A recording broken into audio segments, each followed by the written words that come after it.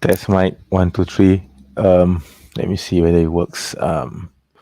Testing. External microphone. Nope. Why is it using an external microphone? Headphones. Yeah, it's supposed to be headphones. Internal testing 1 2 3. Testing. Is this working? Testing. All right. I should think it does. Okay, let me check. Yep. Okay. So yes, Allahu Akbar, Allahu Akbar, Allahu Akbar. La ilaha illallah, Allahu Akbar. Allahu Akbar walillahil hamd. Allahu Akbar, Allahu Akbar, Allahu Akbar. La ilaha illallah, Allahu Akbar. Allahu Akbar walillahil hamd. So yes, Assalamualaikum warahmatullahi wabarakatuh, brothers and sisters in Islam. Welcome to yet another live stream, my live Q&A session on the channel, the Muslim Apologist, and I'm your host, MENJ. Yes, welcome to the show once again. I air weekly on every week on Sunday. But yes, before I begin, I would like to deeply apologize for postponing the live stream. As you know, I usually air around 9 a.m. Malaysian time, which translates to around 9 p.m. US time, or sometimes I think in the UK it should be around I think it's around the 7 or 8 a.m. In sorry, not 7 or 8. I think it should be like around 2 or 3 a.m. in the UK. I'm not really sure, but in any case, when I usually air. But unfortunately today, I was unable to um, do it on at 9 a.m. because my wife suddenly sprung a surprise on me this morning. She said, "Darling, let's go to the Johor Palace for an open house Eid celebration." Okay, so I was dragged pretty much against my will, but she's my wife, so what can I do? I may be the prime minister of the house, but she's still the home minister, right? And I still need to listen to my home minister. So okay, and yeah, I ended up being at the Johor Palace, the royal palace, for almost half the day with my family, and yeah, my wife and son and my mother-in-law. So we spent like about I think it was like about yeah, it was we reached the palace at around 10, and we left the place at around, I think it was around 1:30 or 2, I don't remember. um yeah, it was a very crowded event. Okay, I think the less I say about it, the better, because there wasn't really much joy in going to the palace, on a crowded uh in a crowd for a crowded event like that. Especially in Malaysia, when it comes to open houses. Okay, we have this concept called open house, right? That every uh, you know every Eid, or yeah, this also extends to others types of other non-Muslim celebrations, but most of the time it's usually Islamic celebrations. um, Especially regards to Eidul Fitri. Obviously the open house concept applies to only Eidul Fitri, not Eidul Adha, or Awal Muharram, or Maulid Nabi, or anything of the sort. So every year during Eidul Fitri, Malaysians will have this concept of open house events. So the meaning of open house is exactly what the term means, which means that you are allowed, anyone can come in. Well, obviously, your friends, your relatives, those whom you invite, can come to your house, and you'll be served with all kinds of delicacies and food. Okay, so this happens every year, right? It was very popular, especially before COVID. During the COVID period, which was between 2020 to 2022, there was literally no open house events, obviously, for the obvious reasons. And this year he has come back in full swing. So yes, I was dragged to one of those events this morning. And anyway, to cut a long story short, here I am. Okay, I reached home at around 6 p.m. because after we left the event, we went to a mall, to a new mall in Johor Bahru, right? So we spent some time there as well, and yeah, I reached home basically at around 7, right before Maghrib, and I took my bath and so on to prepare for this live stream. And because I do remember you, my subscribers, and yes, some paid members, I'm sure. And here I am now, right? So yeah, so anyway, before we begin the show, of course, as usual, I will play my intro.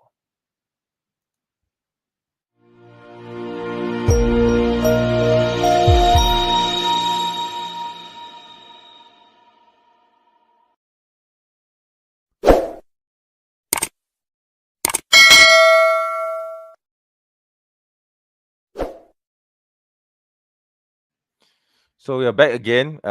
Thank you very much for staying with me. All right. So before I continue with the show and I start inviting people to come on stage, all right, let me read the comments first. All right. So Islamic series. Waalaikum salam warahmatullah. Brother, I'm really glad that you decided to join the live stream.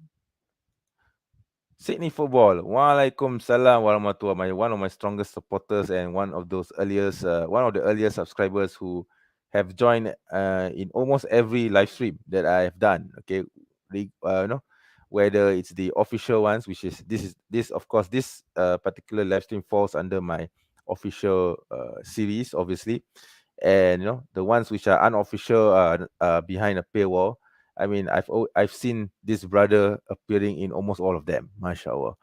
I really do enjoy your company, brother, and I do hope that you stay around and watch the show right until the very end. All right. Christian Thomas, hi. Hi. We can hear your voice. Right. Okay. That's great. I mean, I kind of knew that, but I just wanted to make sure that my voice is working, because the last time I did a live stream, I accidentally muted myself, and then I forgot. I mean, I forgot to test the live stream first, and I just started reading or reciting the takbir, the takbir, without for about 3 minutes before I realized that I was actually muted, so no one could hear me speak. Okay, so that was really dumb. So I've made it a point that from now on, whenever I do a live stream, I will always do a live check first. Okay, regardless whether I know it's already um you know is already activated or otherwise, because this kind of stupid mistakes happen to me. Okay. MENJ streams. Yep. Thank you very much for your support. I do really appreciate it. Okay. Actually, I need to pray my salah. Yeah, okay, of course. Do come back after you have done your salah, right? Your salah is always important. Okay. Please don't prioritize this live stream before doing your salah, right? Brother Sydney Football seems to have a question. Is it permissible to text chicks before marriage? Please don't do that. Right? Please don't do that unless if you have every intention to marry her. I mean, I'm probably the last person whom you should be asking, because I'm actually guilty of this. But I've only texted one chick, and she's now officially my wife. So, but I think people's experiences varies, right? So I can't really speak for anyone else, but for me, I've always been texting one chick. I've always dated one chick, and I've married the chick, and she basically bore my son. So yeah, and she's the woman that I intend to spend the rest of my life with. So but my experience, of course, is going to be very different from other people. Okay, but so don't use me as a yardstick. All right. But before I go, I have to tell you something. Okay. Inshallah, I will listen to that, I guess, after you have done your prayers, right? Walaikum salam, brother Dread Insight from Skudai. Yes, Skudai. How are you, brother? I hope that you're fine. Yeah, I know you're fine because we just had a chat just now. Okay, I'm just saying. Christ Constantinus. how do I come on stage? I'm going to share the link right now. Okay, give me a moment to do that. All right. So yeah, I was so you know, I was totally busy today that I actually forgot to share the link, because for every live stream prior, I would usually, share the link first, and I would usually pin that. But today was a surprise for me. Okay, I mean, I really thought that I could do the live stream in the morning, but I guess God had different plans for me. But in any case, I'm here now, and yes, I've just shared the link, and you can click on the links. Sorry, not links. The link, and um, come on stage, and I will, of course, bring you on. Right, bro? Have you been to Paradigm Mall? No, I don't think so. Not yet. Not yet. MENJ, how do you become rich? I'll tell you the answer once I have become rich. All right, brother?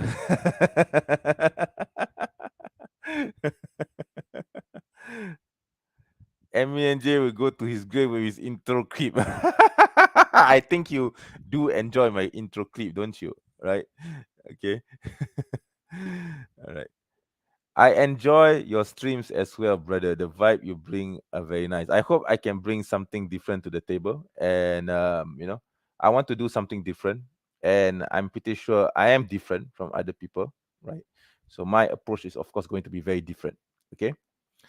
Um, Christ Constantinus, I can see you on the back chat, but please give me a moment. I'm going to read all the chats first. Do not if you understand or if you've heard what I've said.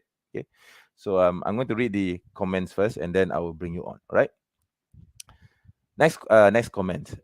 Are there many Arabs who live in Malaysia? Yes, there are. Yes, there are, and one of them is actually my current Arabic teacher. Yes, I'm learning Arabic at the moment. Yeah, but I can't really go beyond you know I've forgotten the phrase. Never mind about that. Okay, and then brother Siko says Waalaikum salam warahmatullahi wabarakatuh. Okay, I think brother Sydney Football is asking me a very deep question here. Do you think it's possible to marry a white chick and the marriage working out, or should I stick to Arab chicks? Obviously a marriage is a long way. I think if your partner and you can come to an understanding with each other, it doesn't matter what race she is. Okay, it doesn't matter what race she is. If she loves you for who you are and you love her for who she is, and you can accept each other's faults, and of course, if she's most importantly, if she's religious, I don't see why it should be a problem. All right. Oh, okay. I think Christ Constantinus am I allowed to clip our going? Yes, you are. You are. You are. Right. And I'll bring you on shortly. All right. Okay, one last question. One last comment before I bring on Christ Constantinus.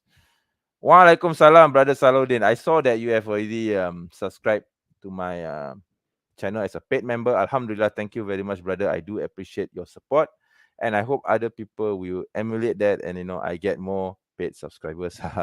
But it's of course not compulsory. I'm not forcing anyone to do this. But I do really, really hope that you will come onto my channel and subscribe as a paid member. I have 3 membership tiers.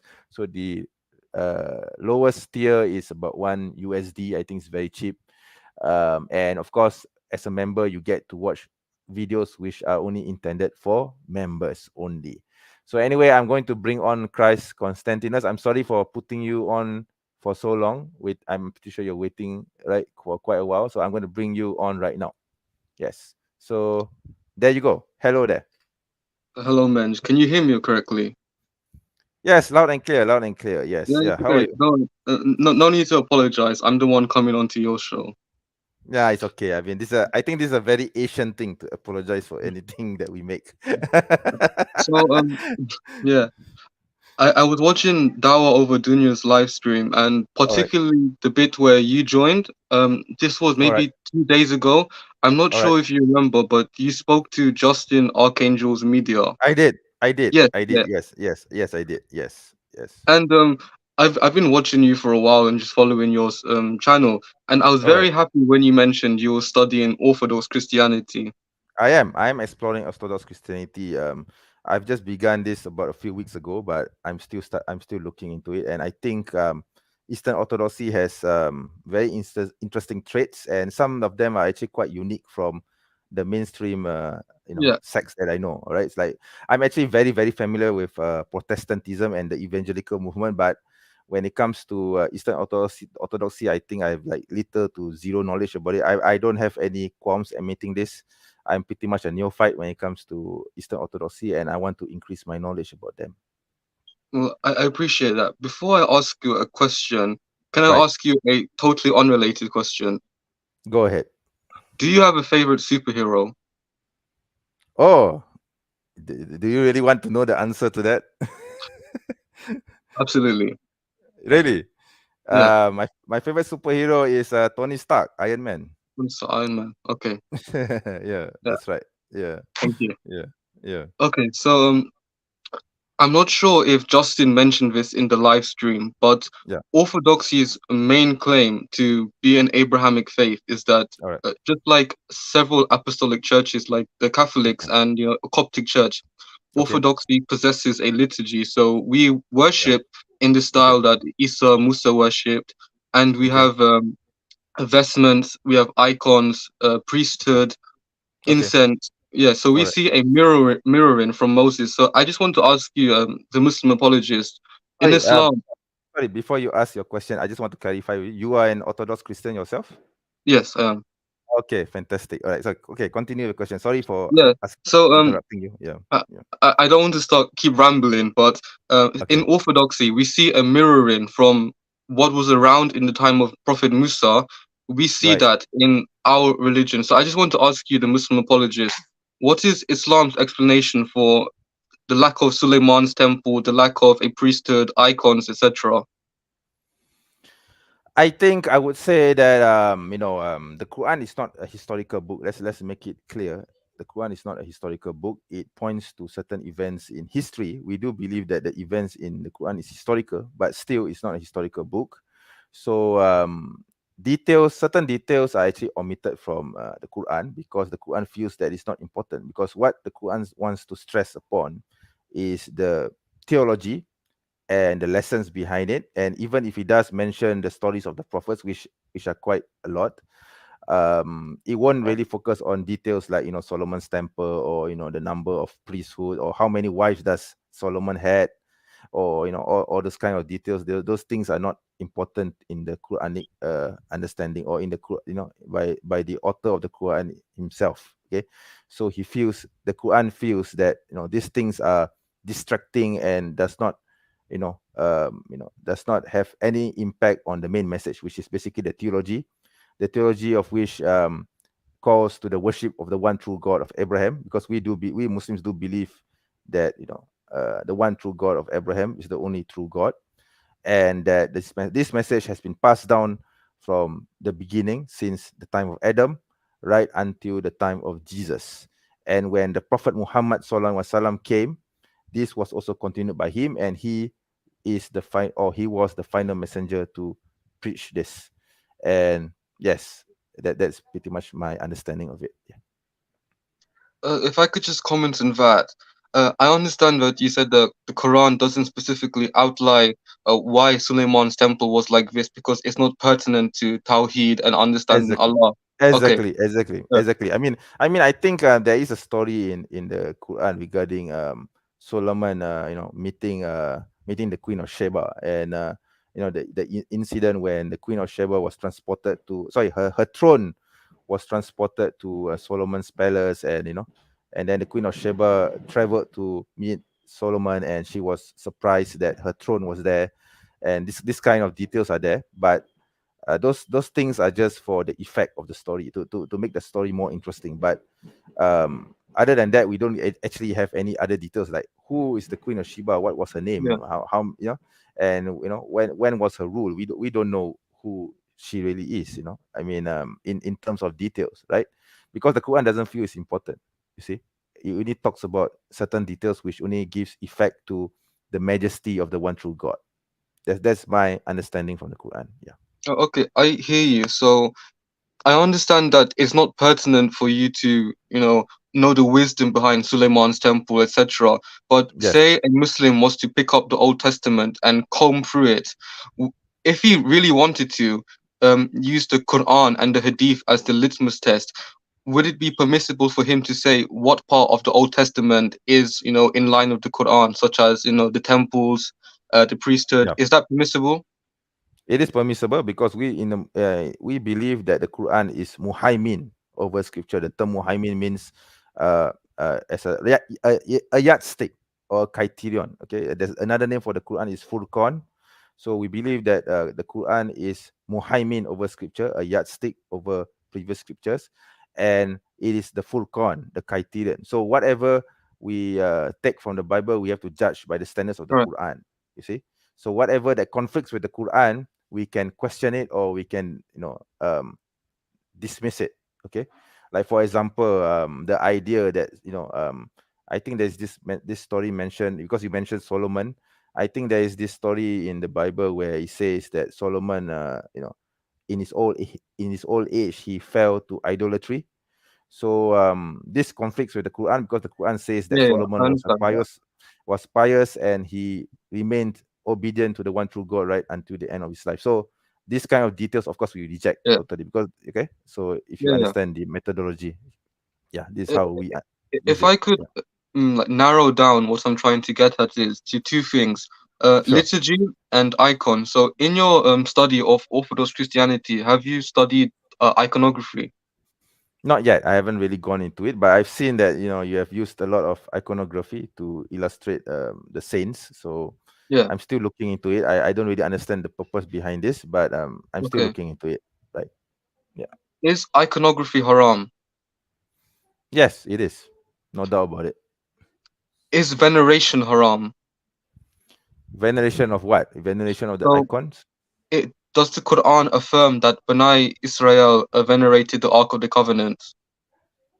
The Quran doesn't mention this, so we don't exactly know. Okay, what do you mean by veneration? So Okay. yeah, so if it's in terms of making it holy, then veneration is permissible. But if it's terms of making it an idol, then no, it's not. Okay, MENJ, have you seen the Dura Europa synagogue? sorry. Have you heard of the Dura Europa synagogue?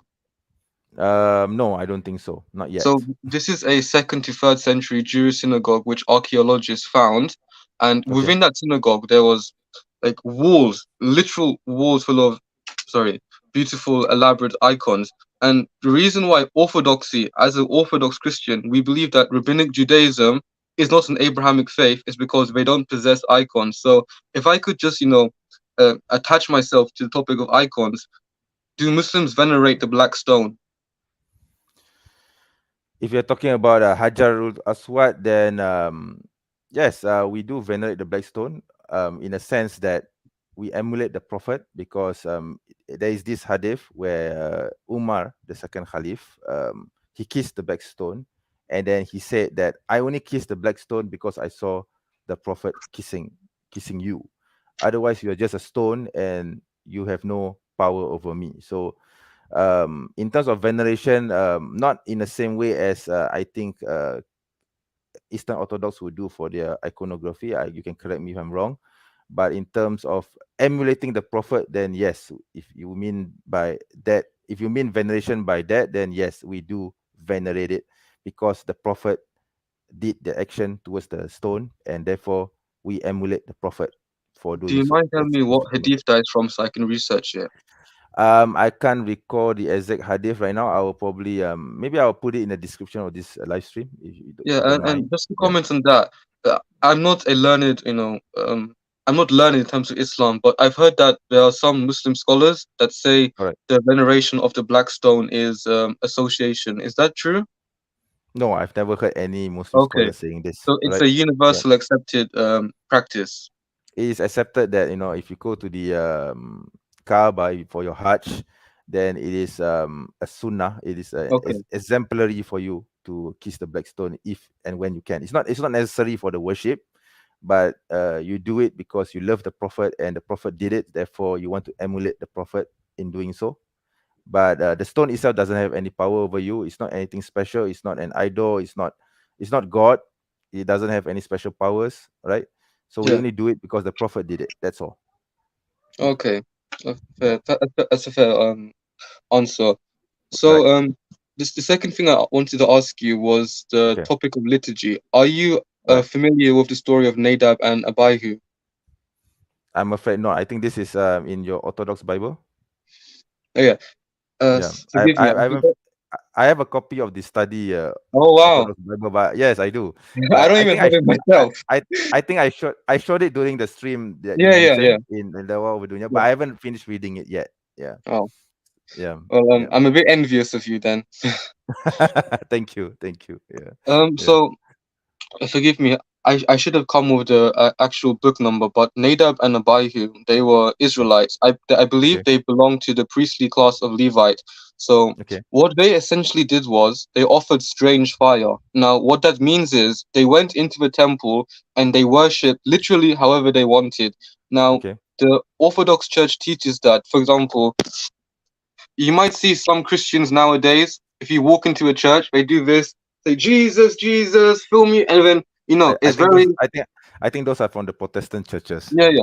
yeah, it's very Mm, charismatic. So, what the okay, Orthodox Church teaches, what Nadab and Abihu did, they offered strange fire, and then they okay, died as a result. So, okay, because you're not meant to do that. So, okay. we All right. believe that story is not arbitrary. The moral of the Okay. story is Yahweh, he wants Christians and the Jews of that time to worship in a particular manner. Now, do you know who Justin Martyr is? Yes, I'm familiar with him. He's Okay, the first, one of the church fathers, right? Early yeah. church fathers. Yeah, yeah. So when Justin Martyr describes the early Christian liturgy, and then if I could show you, when Saint John Chrysostom and Saint Basil the Great, they Oh, were, I should get one of those books, man. yeah. Yeah, So yeah, yeah. I don't know if you can see my camera's not that good. When we It's not actually, very clear. I'm sorry. yeah, You will need to read the from the passage. Yeah. what essentially is described is how we are meant to worship in church. So All right. my main question for you Yes. is liturgy haram? And if not, or if you can't answer that, why is liturgy not practiced by Muslims? Do you mean the liturgy by the church? So Orthodoxy claims that we are exact continuation from how Moses worshipped. Obviously, we can't sacrifice animals because Christ is our sacrifice. But in Okay. terms of liturgy, we have built on and mirrored exactly how Musa would have worshipped. I think the answer to this is simple because we believe that the Prophet Muhammad has brought with him his own laws for us to emulate and to follow. So, regardless whether your claims are true or otherwise, that you have built upon the laws of Moses, as Muslims, we are not required to follow the Sharia. Okay, by the way, the term Sharia, it means law, right? It means a pathway. So we can say Sharia, in the Western understanding, when you say Sharia, immediately you think about Islam and you think about cutting off hands and all this, but this is not true because Sharia you can actually apply to any prophet. So when Moses had his own laws, that will be referred to as the Sharia of Musa or Moses. If Jesus has his own laws, then it will be the Sharia of Jesus. And if Solomon had his own laws, it would be the Sharia of Sulaiman or Solomon, etc., etc. So, to come back to your question, when the Prophet Muhammad was sent to us, he brought with him his own Sharia, his own set of given laws.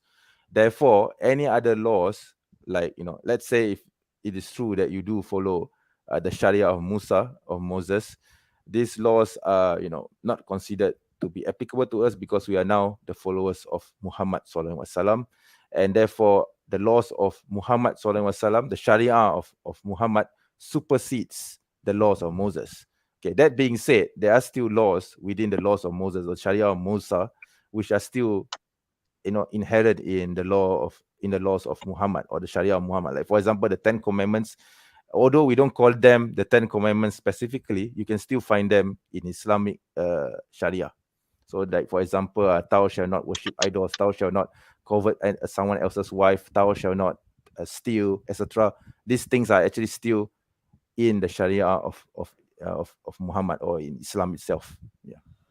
Thank you, Menj. If I wanted to learn more about this, particular topic, do you have any Right. book recommendations or hadith recommendations? Oh, I have a lot. I have a lot, but unfortunately, right now I'm at my Yeah, mother-in-law's house, so I don't have any access to my books at the moment.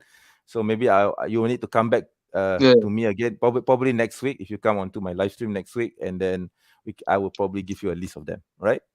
Menj, I know I've used up so much of your precious time. If I could just No, squeeze no in worries, one no worries. final question. Go ahead. You're most free to do so. You're most welcome to Okay, do so. Yes. so Yeah. um, I live in a very Muslim neighborhood. Growing up, almost all of my Right. friends were Muslim, and when I All right. was 12 to 13, this particular incident struck me. So, we had this mini sheikh in our friend group.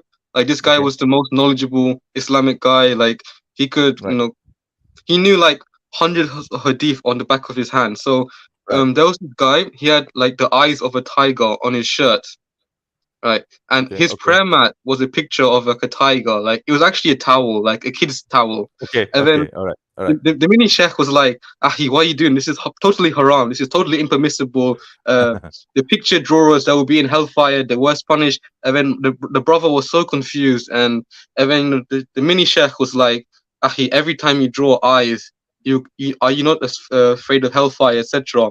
And that really struck me because based on what he was saying to me, wouldn't that make all cartoons, animations haram? And obviously, I don't know the Sharia of the Prophet Muhammad. So if you Bro, could just tell me about it, I have this on my shirt. So what do you think my opinion is of that that not is? haram then?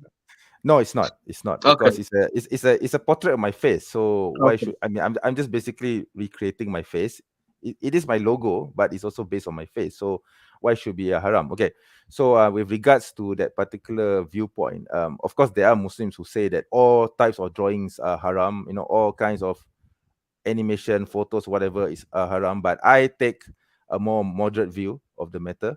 Okay. So my opinion is that it is not haram. It is still permissible for as long as you don't take these things, these oh, okay, icons, these drawings as idols. Okay. Yeah, I mean, if someone were to take this image of mine here and they start worshipping to it and bowing to it and say, "Hey, MENJ is God, worship this," then it's haram. yeah, Then it's okay, haram.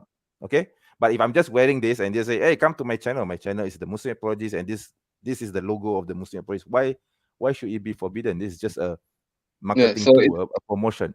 Okay. So it's that so impermissible. So it's so it's impermissible to do takfir on a Muslim for drawing eyes. I would say it depends on the intention of that person. If that Okay, person is doing it for idolatry, then obviously it's haram, it's forbidden. But if it's not, if he has no such intention, he's just it's just there for art or some other reasons that we don't know about. We shouldn't just simply accuse him of doing something which is haram. Right? So you have to be very careful about accusing people of this. You see, absolutely. other Muslims of this. Yeah. You see. Yeah. Menj, thank you very much, and have a You're very most blessed welcome. weekend. You're Bless most you welcome. and your family. You're most Take care. welcome, sir. And yeah, and if you are willing to come on again, you're most welcome to do so. Absolutely. I would God willing, inshallah, I will have my live stream next week on Sunday. Hopefully, much more earlier than today. Okay. Thank you, Menj. God bless you. Thank you. Thank you very much. Right. So thank you. Yeah, I think what was his name now? I think sorry, I forgot his name. It's quite yeah, Constantinus, yeah, Christ Constantinus. Thank you very much for coming onto the live stream. Wow, okay, that's very interesting. Um, to have an Eastern Orthodox adherent coming onto my live stream. Haven't actually had. I think I had one before, but this is another one. Wow, okay, very interesting. So right now, I've run the stream for about 36 minutes, and the number of viewers are now 12 viewers. Mashallah, 12 viewers. All right. So welcome, mysterious 12 viewers, to my channel, to my live stream. And I hope that you can come onto my live stream anytime and you can ask your questions about Islam, especially. And please don't ask me about how to get rich because I myself won't be able to answer that. Okay. All right. So anyway, I'm going to start reading the comments again before someone else pops in. Okay. Let me see now. Oh, I think I've answered this. Okay. So brother Sydney football. I'm only afraid of the children not turning out to be good Muslims if I marry a white chick, cause they could be confused when their dad is Muslim and mother isn't. You see, the trick here is if you're going to marry someone who's not a Muslim, then you should educate her and bring her to Islam before anything else. I mean, I know that I know that in Islam you can marry someone who's from the Ahlul Kitab, okay, a woman from the Ahlul Kitab, and she didn't need to convert, okay. The practice in Malaysia, however, is that if you want to marry a non-Muslim, you better help make sure that your partner is going to be a Muslim as well. So that will save a lot of trouble and concern for the future. I know that this is different from other mazhab. I think the Maliki mazhab is quite flexible on this. Shafi'i is a bit more strict, by the way. By the way, the majority school, the majority school of thought or madhab in Malaysia, in this region especially, is Shafi'i. So Imam Ash-Shafi'i says that for someone who wants to marry the people of the book has to adhere to the true teachings of Jesus. If the person is a Christian, basically the Injil, the original Injil, and also if the person is a Jew, if your partner is a Jew, then she must be well versed in the Torah. Okay, not the Torah as we see it today in the Old Testament, but the Torah of Musa. Okay, so these are very high and strict criterions that Shafi'i has put, because I think by now I think every Muslim should know that the Christians and the Jews today, they don't actually have those now. So it's basically virtually impossible to marry someone from the people of the book based on this criterion. Okay, the Maliki Mazhab is a bit more lenient. Okay, I think Hanbali and Hanafi, I'm not really sure what the positions are, but I think they're also a bit more lenient. But Ash-Shafi is the most strict of all. Okay, and I actually hold on to this view of Imam Ash-Shafi'i. Okay, if you want to marry a non-Muslim, you should first get her to understand Islam, and make her a revert before you do, because like I said, it will cost you. I mean, even if you do marry her with a pre-marital agreement that she will raise your children as a Muslim and she remains as a Christian, there's no guarantee that your children are going to be good Muslims, as you have rightly pointed out. Okay, so it's best that she herself becomes a Muslim, and then when she marries you and she, of course, bear your children, you can educate her and your children as well. You see, so I think that Shafi'i route is the best of all. And I think this is also mentioned by this scholar Abdul Rahman Aidoy, a Nigerian Muslim scholar. Unfortunately, of course, as you can see, I don't have my books with me, and maybe next week when I do my live stream again, I will quote a passage from his book, his work, where he actually mentions this as well. Okay, so I hope that answers your question, right? Unless if she agrees to revert to Islam, but obviously I expect yeah, exactly. So you should find someone who's willing to revert to Islam, and there are many white or Caucasian ladies who are willing to revert to Islam. I mean, let's look at YouTube. There's right now there's Sister Aisha Rosalie. Okay, I mean she's as white as you can be with blue eyes, man. And Sister Nyla Edwards, and there's Sister Avalon, and there's Sister Lisa's Choice, and there's Sister Queen, Queen from Queen's Travels. Or all these sisters, and there's Sister Amna from Iceland. All these people are all Caucasians, Europeans, white as you can be, whiter than me. All right, but they are all Muslims now. Okay, and I'm pretty sure, and they were not Muslims before, and I feel that if you find the right person, who's someone who's willing to listen to you and willing to open her heart to Islam, I don't see why this should be impossible. Inshallah, you will find the right person, regardless whether your future wife is going to be a Caucasian or an Arab or an Asian. I don't think it really matters. In the end, we want someone who has taqwa, who has fear of God, and basically who has the iman, who has faith in Islam, and that this person will be the right woman to raise your children. And by the way, my wife is half white, by the way. Okay, in case you didn't know this already. Her father was from Britain. Okay, he was from London. Okay. Answering Christians one. Hi. Assalamualaikum, brother Etasham, right? Wait, brother MENJ joined. Yes, I did. I did join his live. Yeah, I did join his live. As brother Sahaluddin, the liberator, you know, rightly pointed out. The answer better. I'm sorry, no, it's not. I mean, I like the Flash, bro. I like Barry Allen, but he's not my favorite character. Okay, I'm sorry, but I do like watching the Flash TV series. Okay, I do enjoy them. I do find that DC makes better TV series than movies. Okay, but I'm not a DC fan, and unfortunately, I think, or fortunately, I feel that Tony Stark trumps all. Okay, I want to be the next Tony Stark if I can. All right. Okay. I will check. I don't know about his channel, but I think I will check it out later. All right. I mean, so far he has been. I mean, from our conversation earlier, I think he has been quite respectful, and I do appreciate that. Christ Constantinus, if you are watching, I do appreciate our conversation, and I hope you'll come on again next week, inshallah. Right. So, wow. Okay, there's a lot of comments here. Okay, let me see now.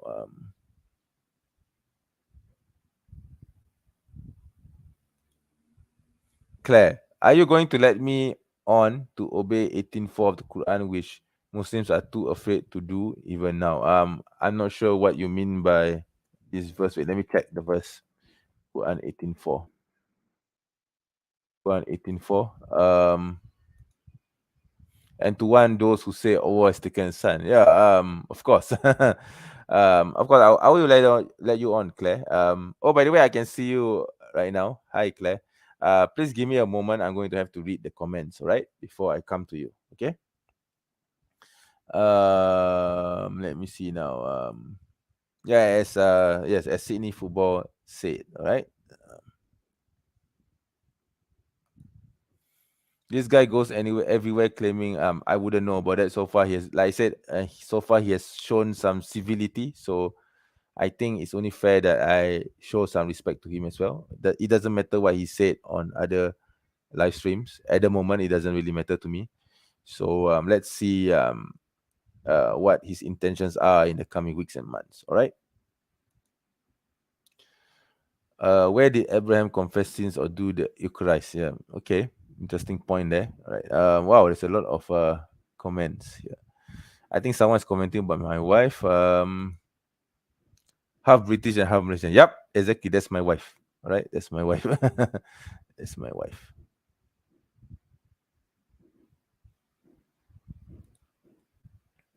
Sydney Football TV. Yes, I think Brother Drag Inside is referring you to a channel called Jai and Sam. Yes, Jai is a Malay Muslim from, yes, specifically Kelantan. He's a Kelantanese. He married a Christian woman with same Sam. Yes, Samantha, I think her name is. Her name was. And yeah, she's a white Caucasian woman. So I mean, I don't think it's impossible for a white woman, for a Caucasian to embrace Islam. I don't think it's impossible at all. The internet has proven this. All right. Brother Cham Munawa. Waalaikumsalam warahmatullah, brother. Good to see you here. I think I have not seen you around for quite some time, right? She makes you British tea. Nah, she doesn't make me British tea, but she does make very good Milo. All right. Does she make you watch Doctor Who? Nope, nope. She's not that British. Okay, I mean, although her heritage is British, she is as Malaysian as anyone could be. I think even more Malaysian than I am. Okay, there are some things that she does which I don't do. Okay, all right. As Malaysians go, right? I'm a bit more westernized. Okay, compared to even her. Okay. Okay, I'm gonna bring Claire onto the stream. Okay, I think Claire has been waiting. Sorry for keeping you waiting. So yeah, hi Claire. Hello, selamat Hari Raya Puasa. Oh, thank you very much. Oh, that's a very ancient greeting. Selamat Hari Raya Puasa. We don't actually say this anymore. We just say Selamat Hari Raya Aidilfitri now. Oh, right. I don't know. I think When did the change happen? I don't know. I think it happened quite gradually between the 80s and the 90s because eventually it just evolved into the Arabic term because we wanted to use the Arabic term, but at the same time we still want to say Selamat Hari Raya, right? So we just combine both, and now we just say Selamat Hari Raya Aidil Fitri. Right. Yeah. And Yes. how many are there? I mean, because it always seems that there's always something Adil Fitri coming round, like almost once every 3 months. Oh, there's only two. There's only two Hari Okay, Raya. two. So basically, Selamat Hari Raya is Aidil Fitri and Aidil Adha, which is the one during the Hajj. Okay, I think you know that. Well, there is a season for going on the pilgrimage. Is that what you're saying? Yeah, that's right. Yeah, so one of those days, when the pilgrims go around the when the pilgrims are doing one of the events at Mecca. So here in Malaysia, in other parts of the Muslim world, we celebrate a day called Aidul Adha. Okay. Right. Yeah. Yeah, I think there's one when you go in season, and then when you go out of season, and it's something a little Yeah. hard or something like that. Yeah. Uh-huh. Yeah. Yeah. I What think is so. it? Is I it think that's what cheaper, you're referring to. or I mean, is there any reason to go for one rather than the other? Is it slightly Um. cheaper or less crowded, or I don't know? Have you been So on yeah. both? Sorry, Claire. I think I don't really understand your question. Maybe you can clarify.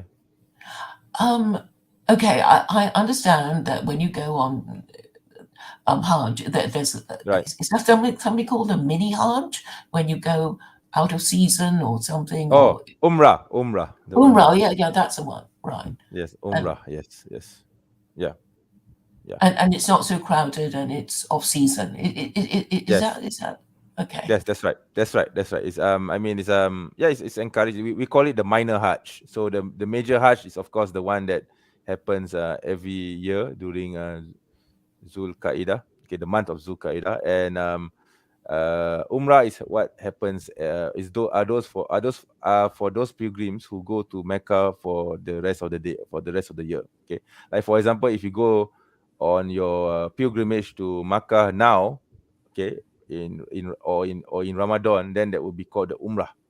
But when you go for the Hajj, for sorry, when you go for the pilgrimage to Mecca on this specific month, okay, in Zulqa'dah, that would be called the Hajj, okay, the Hajj proper. All right. Okay. Yes. Gosh, yeah, and your lunar calendar, it means that the month of Hajj can be any year of the month.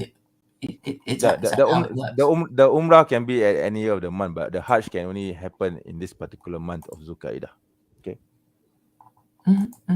Yeah. Yeah. Right. Yeah. Yeah.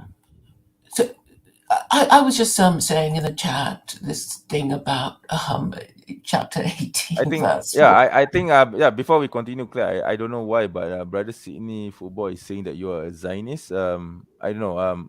Can I share the comment? Why Yeah, does sure, MENJ please. allow? So he says, why does MENJ allow Zionists on his channel? So maybe you can clarify that. Why? I think it's not just one person. A few people are accusing you of that. So maybe you can clarify what do they mean by this? Well, I'm just saying Jews deserve their own homeland. I don't know what you guys expect them to do. They're all there now. Um, we want to kick them all out. That seems a bit. So are Um, you for the existence of Israel proper? well, because chapter 17, verse 104 says Jews have a right to their homeland. They just have to share it with other people, right? The mixed So multitude, chapter 17, um verse 104. I wouldn't agree with you with that interpretation. But anyway, I mean, this is an open channel, so we have an open discourse. So it doesn't matter what I think. So in any case, yeah. So if that's the case, then if you don't mind me asking, what would be your position regarding the Palestinians? Actually, I try not to talk about the Palestinians because, I mean, Okay. obviously they're going to give the Israelis grief because everybody hates the Israeli because Israel is just an American colonial outpost, and Which they are. yeah, so I've said this to the Jews, and they kind of accept it, really.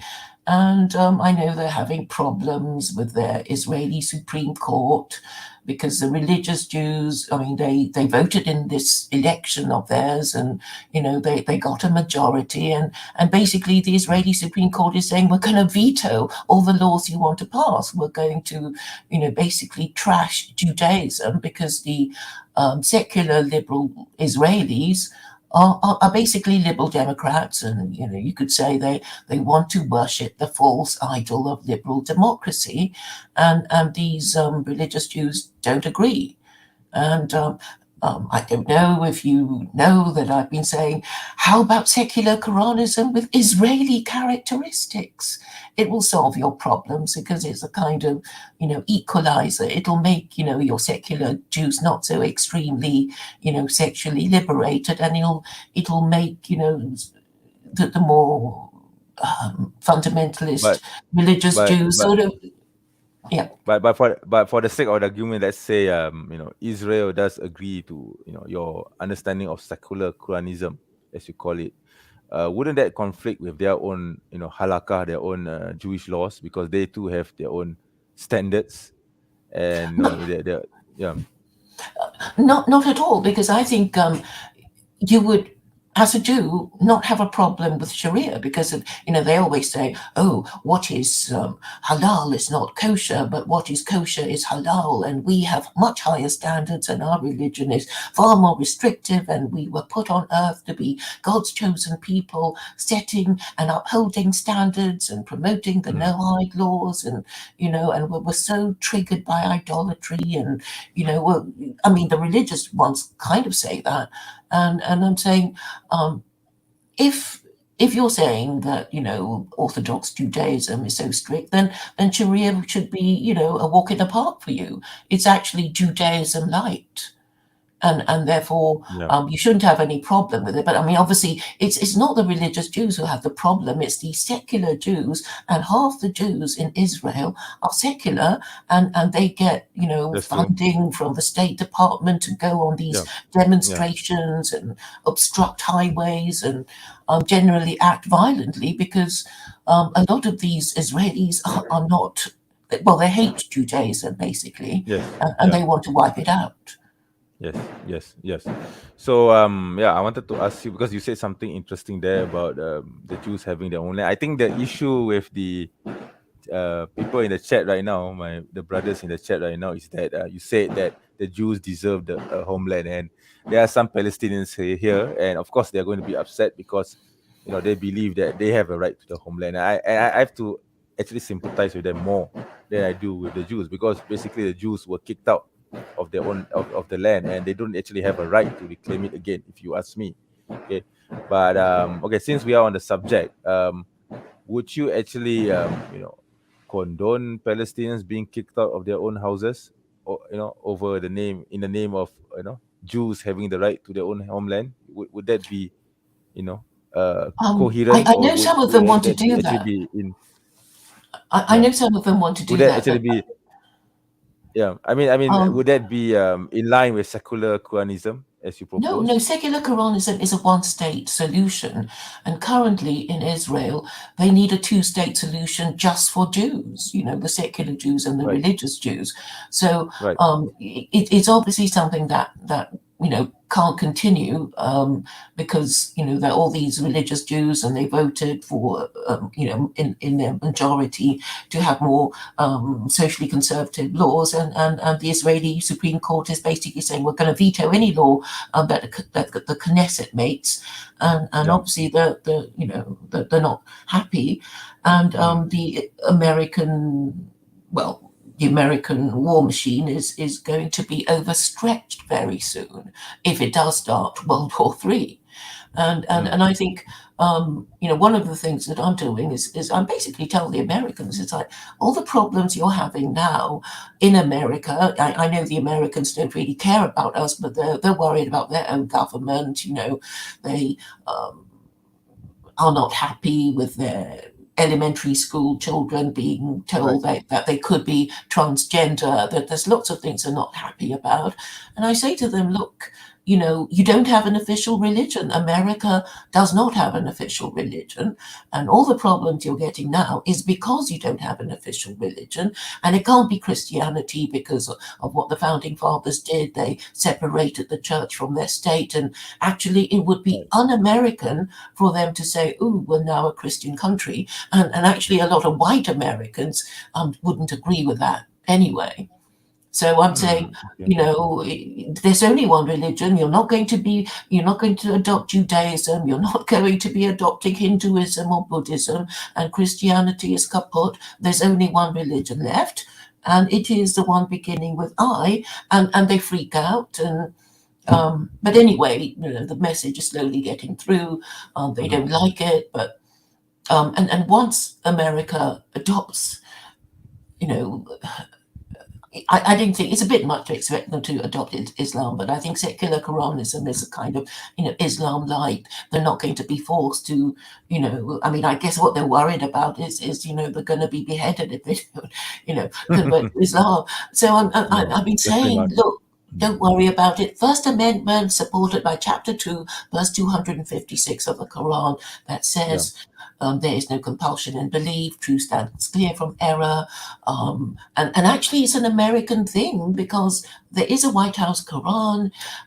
It belonged to Thomas Jefferson, who drafted, the Virginia Statute of Religious Freedom, which later became the First Amendment. So I'm trying to impress upon them that it's kind of their thing too, but they've forgotten about it because all the Christians have been, trying to deny that the First Amendment was based on Chapter 2, verse 256.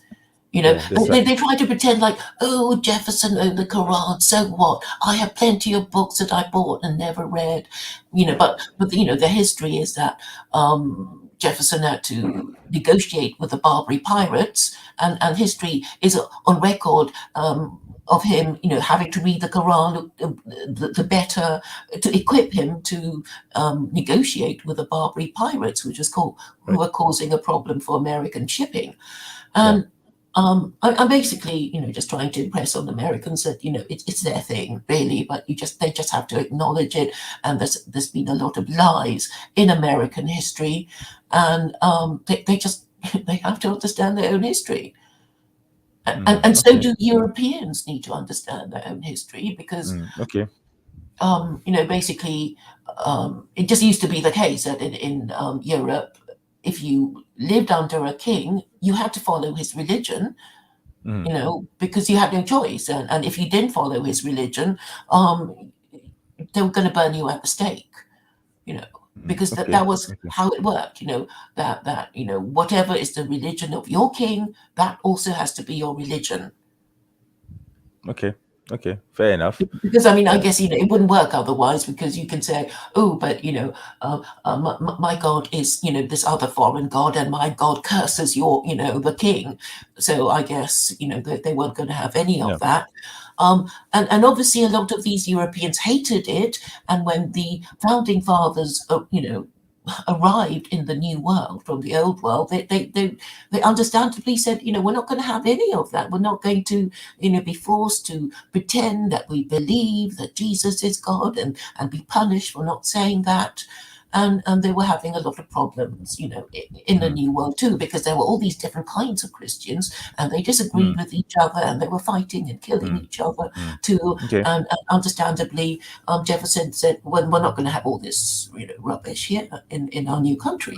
And but it's very difficult to tell people who learned their history in a different way. But I don't think they can deny it, because the whole pattern of Western history is that Constantine the Great adopted Christianity, in the 300s, and basically people don't change their religion for fun. I mean, it was obvious that the Romans, had a terrible time because there was a lot of fighting, everybody wanting to be emperor, and there was, and nobody really believed in the Roman religion, which was to worship the deceased emperor after he died.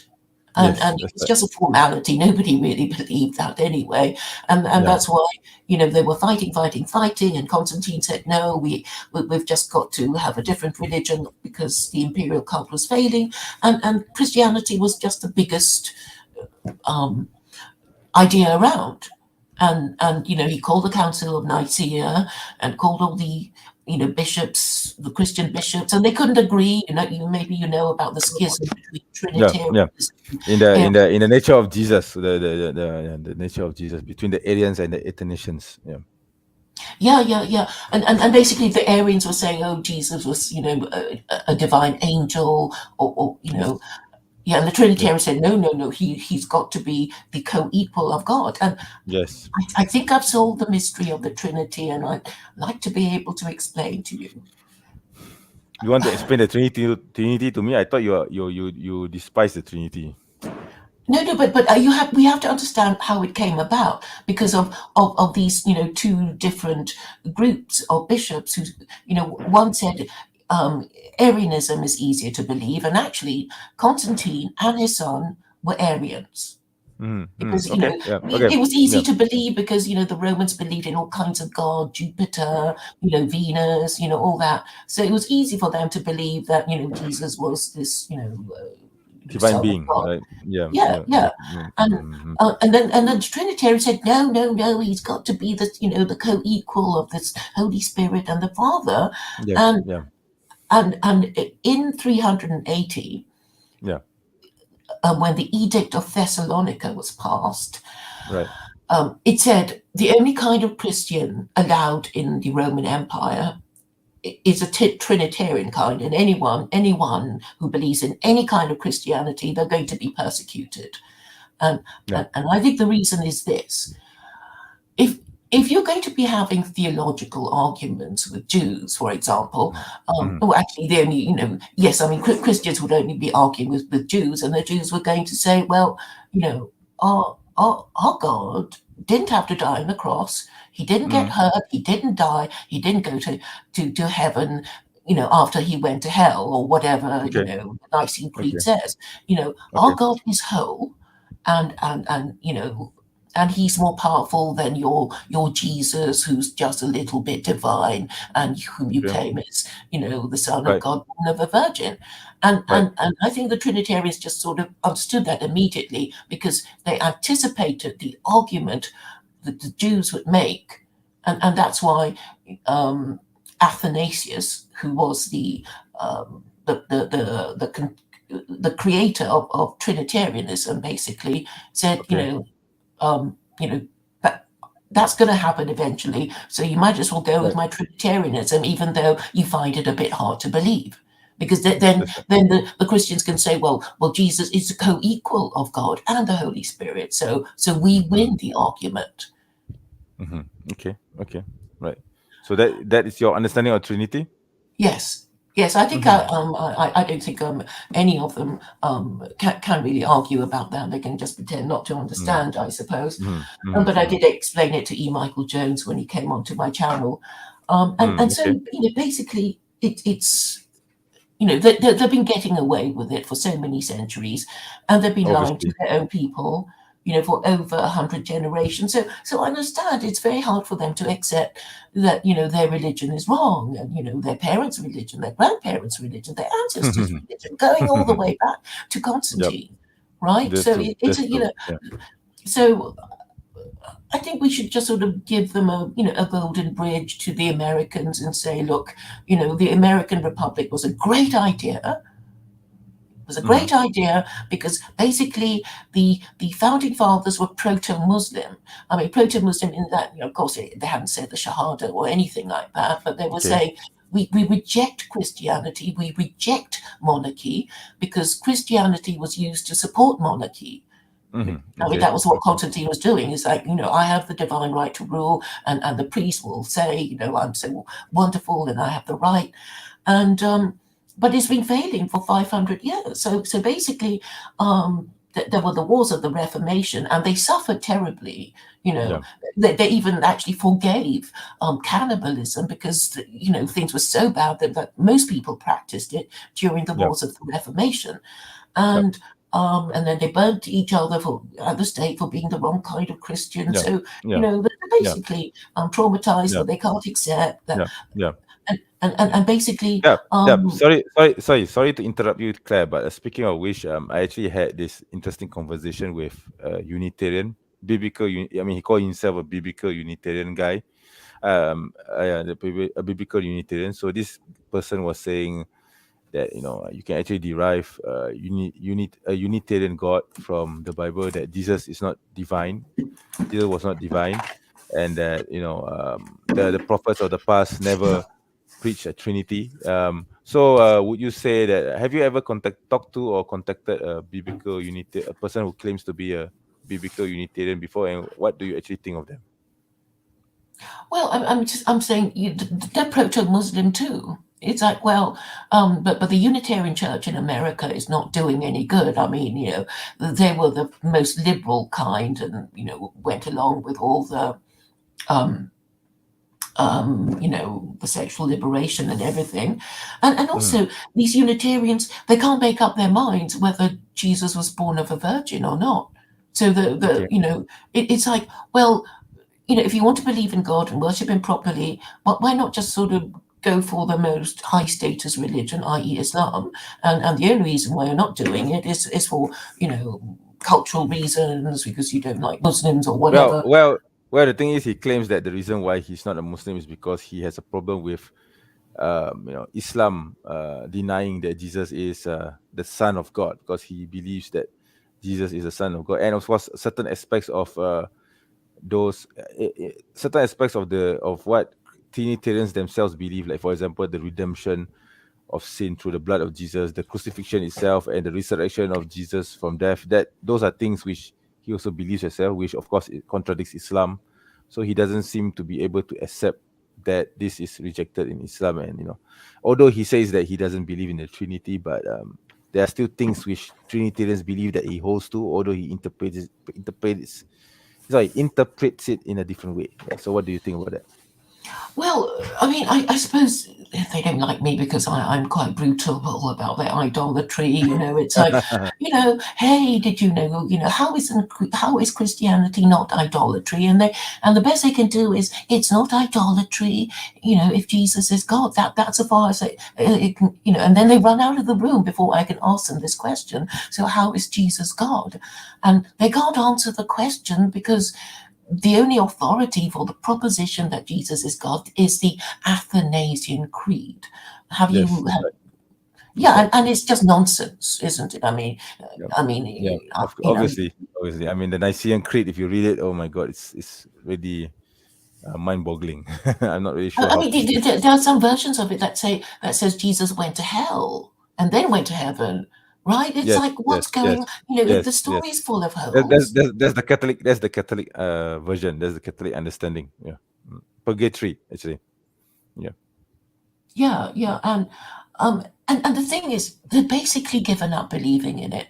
But I'm just sorry that so many Chinese in Malaysia have been sold the idea of Christianity. And Okay. it's like, we know they don't, they can't give up their pork. They love to gamble, the twin Chinese vices, and of Right. course, it's a very corrupt bargain. It's like, well, as long as you believe Jesus as God, you get to heaven. You're a Christian, and only Christians go to heaven. And okay, and even if they don't really believe in it, they can pretend to believe in it by saying Jesus is Lord, Jesus is Lord, as you can see the evangelical Christians doing it. Yep. So they're saying, well, I'm proving that I believe Jesus is God by telling everybody that which is why they're so annoying. But the Western cultural Christians, they don't get it at all, because their own government wouldn't dare to to do it to them, because it's just so ridiculous. Actually, I know a Jew who said, I heard all this stuff about the Trinity, but I just thought it was, some Jews who just hated Christians making up stuff about them. And then I realized it was true, that they really were supposed to believe in all this nonsense. So, okay. Right. Okay. Anyway, Claire, before I think we should cut it. End the conversation soon, because you have been on for quite some time, and yes, I'm sorry. I just no, it's fine. It's fine. I don't mind you coming here, but unfortunately, we still need to accommodate more guests. So yes, but in any course. case, before you leave, I think Brother Sydney Fobo has I think he still wants to press on you on the Palestinian issue. So he said, why MENJ, why did she switch the topic from Palestine to this waffle? No, I don't think it's waffle, by the way. I think it's very important, but okay, I understand why you think it may be so. Get her back on topic. So I think you should actually clarify your position with regards to Palestine. And you're going to offend a lot of Muslims too when if you say that Jews deserve their homeland, because as a Muslim I cannot accept that idea as well. Okay. So, well, if they live under Sharia, wouldn't you kind of not be so angry with them anymore? If they live under Sharia, because I think basically that's why you're so angry with them. It's like, well, you're supposed to be the first people, and look what you have become. You're just liberal Democrats and supporting the most evil empire in the world. Okay. But if they lived under Sharia, I think you'd be less angry with them, wouldn't you? If they dismantle the state of Israel and they decide to come under the banner of Islamic rule, then yes, I wouldn't mind them living in what we now know as Palestine, okay, or occupied Palestine even. But I wouldn't want the state of Israel as we see it now to exist. I don't accept the idea of Israel as we see now existing, and I don't want their flag either. I want that flag to be destroyed and burned to the ground. That's my position. Yeah, it's not just about the state of Israel accepting the Sharia or accepting maybe a version of secular Quranism as you propose, but they have to dismantle the whole apparatus, the whole state, because to me the state itself is evil and it should be destroyed and burned to the ground, and a new Islamic state should be built upon the ruins of that false Jewish state. Yeah, I know it sounds a bit harsh. It sounds a bit harsh, but I think I actually echo a lot of Palestinian feelings on this. Yeah, I understand, but I suppose I'm just trying to be realistic and giving them something they could just consider, because what you're saying is something that I guess they couldn't bear. But if you give it to them by degrees, I don't think they might just. Honestly, Claire, I think the time for talking to them has gone past. That window was there about a decade ago, but they have pretty much shunned it, and they are now pushing forward with their own expansionist ideals. Okay, just look at the news, what they have done to Palestinians and what they have done to the land itself. They claim to be Jewish, they claim to be God's people, but they are allowing all sorts of nasty things like the Alphabet Club. I cannot say it explicitly, but the Alphabet Club, hedonism, all these kind of things. That's because they're liberal Democrats. Yes, and they're taking the orders from America. Exactly. So they're supposed to be religious. even if they're secular or they claim to be secular, they should at least try to be religious, but they don't even pretend to be religious. You see, so that's the issue. You see. Oh, well, then I have a whole list of things to argue with the religious people, and I wanted to explain it to you if you haven't got people, but and they don't like it. I'm saying the Orthodox Jews don't like it. Can I quickly explain it to you in 2 minutes? Sure. Before you leave, I hope. Yes.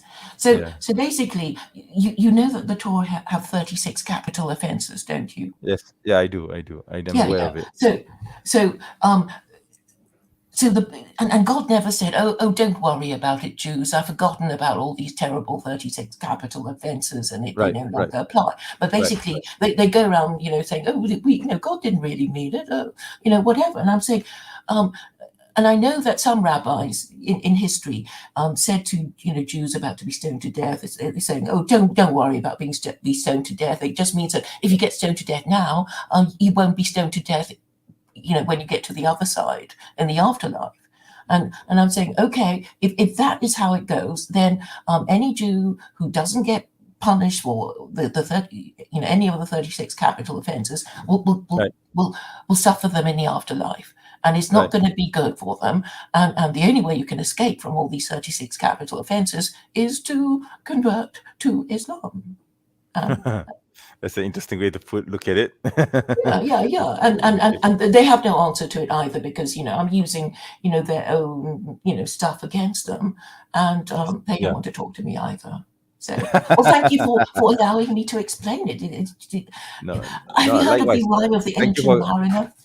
I just feel like the ancient mariner. Thank you for having me. Yes, thank you for coming on the stream. And I think we were supposed to have a live stream together on your channel, right, regarding Malaysian politics. Yeah, yes, when can you do it? I keep asking you, when would you like to do it? I think I replied to you several weeks ago, but you have not come back to me. Maybe you should email me again, and then we can talk about that. All right? Okay. Well, I look forward to that. Thank you for having me. Yeah, I look forward to your email. All right. Thank you. Thank you, Claire, for coming on board. All right. Okay. Bye. Right. See you. Okay. All right. So thank you, Claire, for coming on board. I know that there are some people in the chat who aren't very happy with Claire coming on board. Okay, but I think she's a fair-minded person. By the way, she's agnostic. Okay, but she believes that there should be some form of what she calls secular Quranism being implemented in non-Muslim states, because non-Muslim states are obviously. I mean, I understand her premise very well. Obviously, non-Muslim states aren't going to accept Islam. So why can't they accept a form of Sharia, Islamic law, which she calls secular Quranism, which does not, which ignores the very Tawhidistic part of the law of the Sharia, and implement laws like, for example, with regards to the alphabet club, robbery, rape, adultery, etc. All these things, and basically preserving the family unit through the implementation of, I would say, Sharia light. Okay, in non-Muslim countries, by the way, I'm not saying anything about Muslim countries. Obviously, the Muslim countries will have to implement Sharia fully, but what about those non-Muslim states? So she's proposing this concept called secular Quranism for them, and her premise is quite interesting, and it's a bit. Sometimes I think it's a bit too optimistic to expect non-Muslims to even adopt even a little bit of the Sharia. I don't think they will even accept that. But hey, that's her view, and I think she has a right to her view. And I try not to censor anyone on this platform because I believe in free speech. Right? Of course, if you insult Islam, if you insult the Prophet Sallallahu Alaihi Wasallam, if you insult the Quran, you will get an immediate ban. I will not tolerate such behavior. But if you come here with civility, you don't have to agree with me. You don't have to agree with Islam. You don't have to agree on anything that we Muslims believe about. But if you come here with civility, with politeness, and with some attempt, at the very least, pretense to attempt to understand the Islamic position, then hey, I'm most welcome. I'm most open to welcoming you on board. Okay, so I'm not that illiberal, or I'm not that extreme to the point that I'll just shut you down with your views, even though your views may disagree with me. And I'm very open to this. Okay, I think if you watch my previous videos on Christianity, especially the ones where I respond to allegations about Islam and the ones which I question Christianity, you know what my position on Christianity is. But I'm not this evil person who hates Christianity and wants to destroy Christianity with one single swipe of the sword. And I want to, and it's not that I never said anything of the sort, and I've never said that I want to kill all Christians, I want to destroy Christianity and burn them to the ground. If I do say such things, I probably would mean it figuratively, and I'm actually referring to a specific set of Christians, the Islamophobic ones. Okay, the Islamophobic strain. Yeah, people like David Wu, like Sam Shamoun, like Christian Princess. Okay, those people should not be given any chance to speak about Islam at all. They should, if I had my way, I think they would have gone to meet their Lord much sooner. But I'm not the one who's in authority, so that's just my opinion. Okay, I will not allow these belligerents to say anything bad about Islam, and I will not give them any leeway to even give them any courtesy at all to say anything about whether it's about Islam or other religions or other Muslims. No. Okay. I mean, the first thing I'm going to do if I were ever to see or to come across David Wood walking towards me is to probably punch him in the face. Okay. I won't hide that feeling. Okay. I'm not going to smile, walk up to him and smile at him and say, hey, can I shake your hand because you're such a well-known YouTuber who insults Islam almost every day and is now asking for a 20K USD donation and taking advantage of your own son's death in order to raise more money for your evil cause. Do you really think I'm going to say this? I'll probably go up to him and say, hey, you bastard, poof. No secrets there. All right. So anyway, all right. So I'm going to read the comments. Wow, the comments is quite heavy with traffic. MashaAllah. It's by the way, the stream has now run for 1 hour and 22 minutes, and we have 11 viewers on stream. MashaAllah, 11 viewers on stream. Thank you very much for coming on stream. For those who have just joined, if there are anyone who have just joined, welcome again to the stream. I am MENJ, your host for the channel, The Muslim Apologist, and this is my weekly live stream that I do every Sunday. Today it is a bit late because I had a function earlier in the morning, 9 a.m. Malaysian time. That's when I usually air. But today I've added 12 hours later, 9 p.m. Malaysian time instead. But hey, the traffic is still coming in. Right now we have 13 viewers watching this live stream. MashaAllah. Thank you very much again for supporting me. And, for those who would like to help my channel and to help me give you great apologetics material, please do join my channel, not just as a subscriber, but as a paid member, which you can see in the link below. Just visit the link that is right now scrolling under your screen. Go to this page and you can actually pick a membership tier. I have 3 membership tiers. Right now, the lowest tier is about $1 USD. I think that should be enough to buy you, coffee. For those who use the US currency habitually, $1 USD isn't much, but perhaps it is for other countries. Like for Malaysia, for example, $1 USD is actually quite a lot, but it's still quite small compared to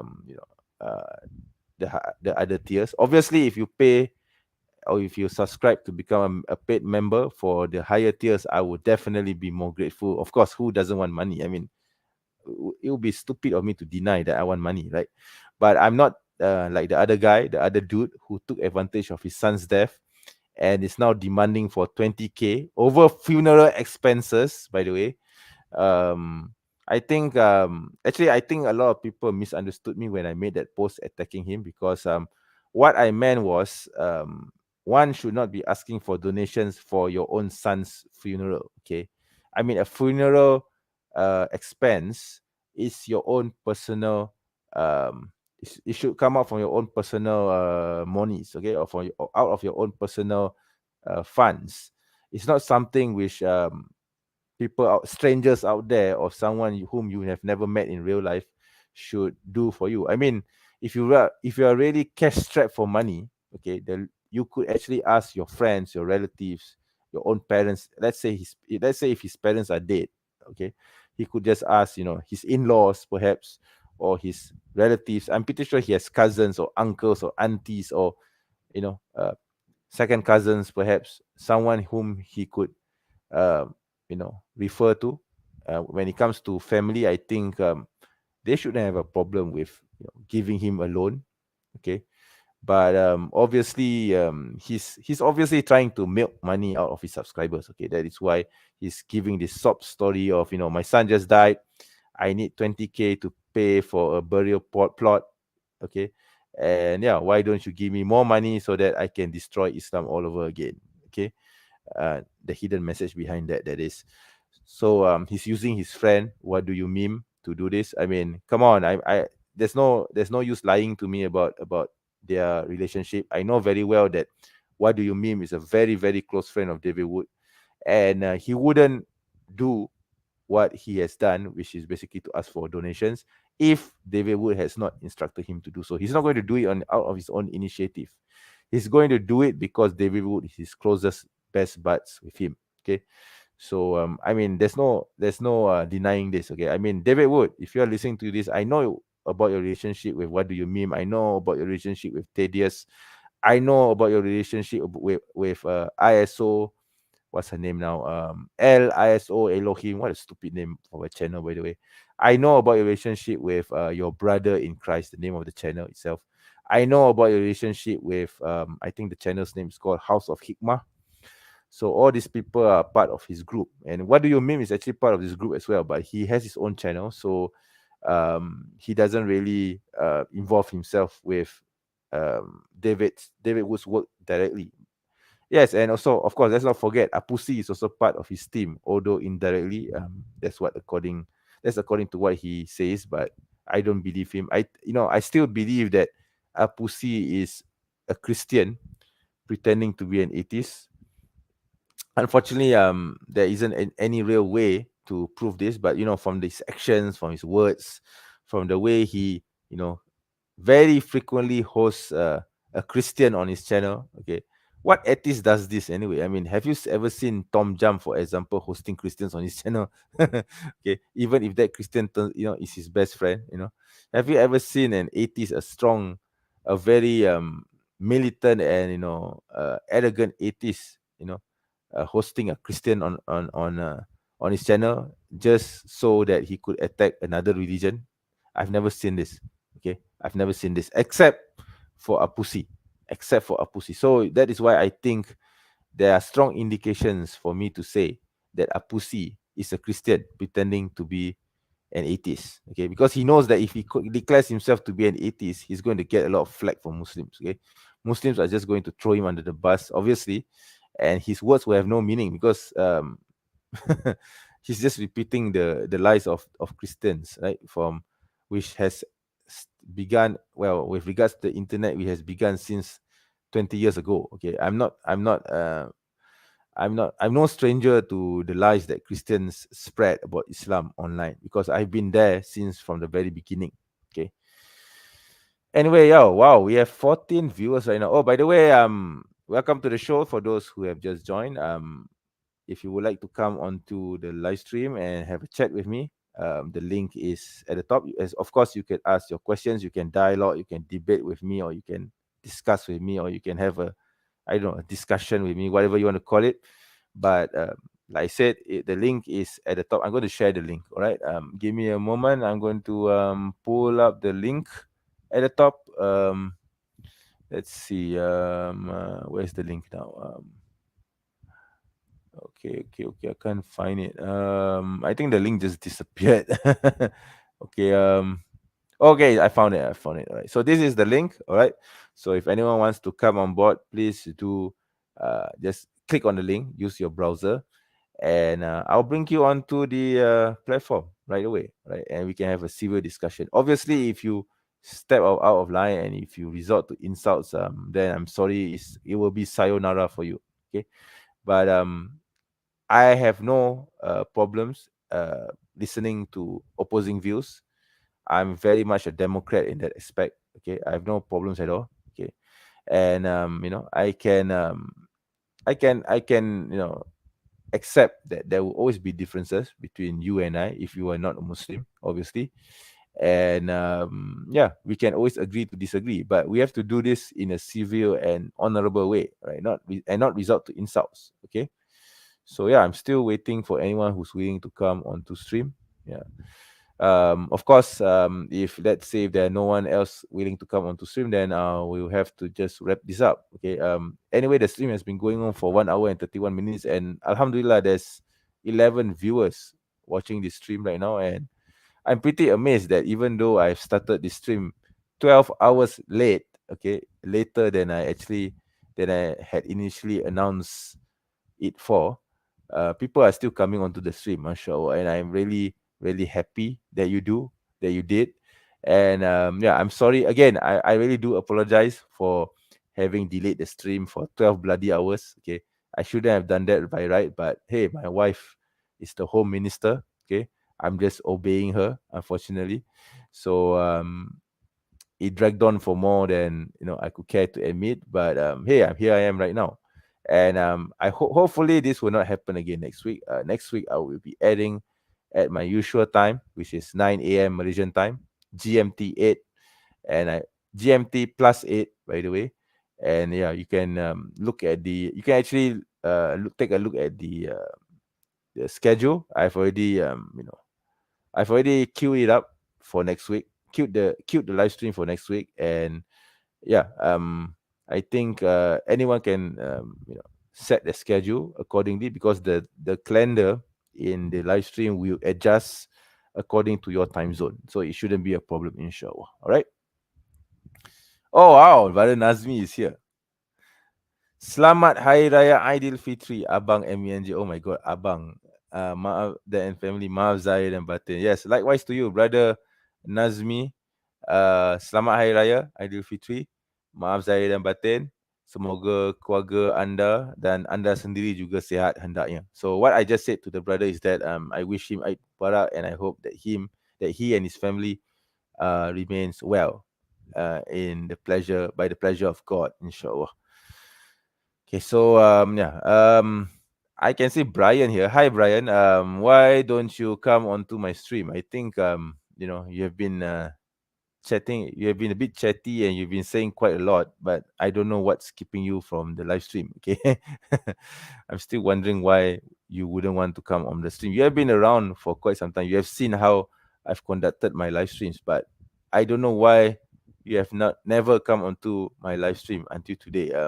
I don't know. Does my face put you off? Nah, I'm just kidding.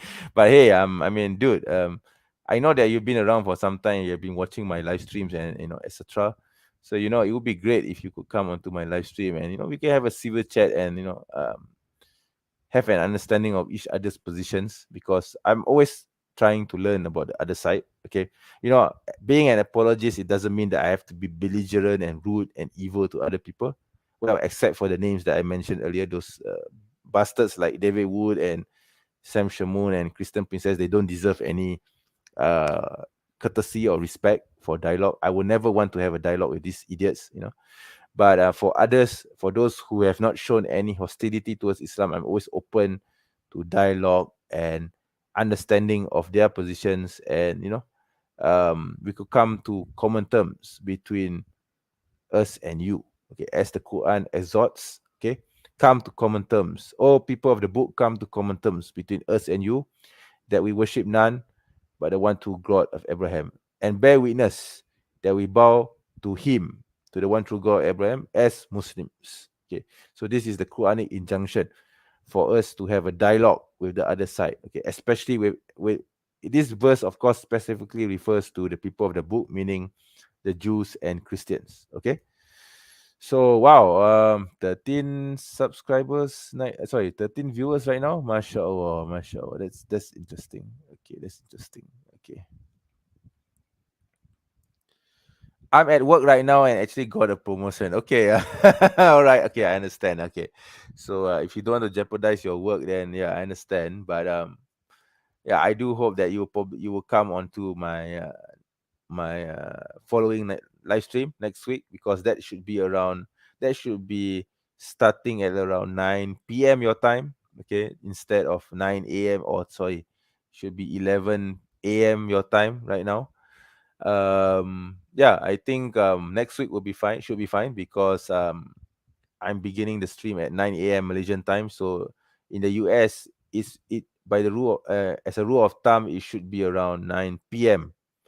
US time, right? So yeah, I mean, you could go on to that stream, okay, hopefully, God willing, right? Sydney Football TV. The very fact that Deadwood, Deadwood, oh, I like the pun there, still make anti-Islamic YouTube videos after he got destroyed by hijab back in 2018. I mean, the dude lies all the time. You see, the thing is, he said last year that he will not come back to YouTube because YouTube keeps scanning him, and he said that he has given up on YouTube, and that he has a way to get around censorship on YouTube, which turns out to be not very novel at all, because basically what he wants to do is to be another Trump, okay, and create its own platform, okay. But that was 6 months ago, I think, 6 or 8 months ago. But today he's now active on this channel called Apologetics Roadshow, and he's producing and reproducing his anti-Islam content all over again. So there you go, promises unkept, because he did swear on his channel, in his videos, that he will never come back to YouTube again. But voila, he's back again. Okay, I mean, I guess the YouTube algorithms are still going to be more powerful than his stupid platform, because what he actually proposed is nothing new. Okay, I mean, people have done it, have tried it before. Trump has tried it before, but even he has failed. Okay, so what David wanted to do was to basically host his videos on a website that he controls. Okay, so he thought that by doing that, no one will be able to censor him because he owns the content.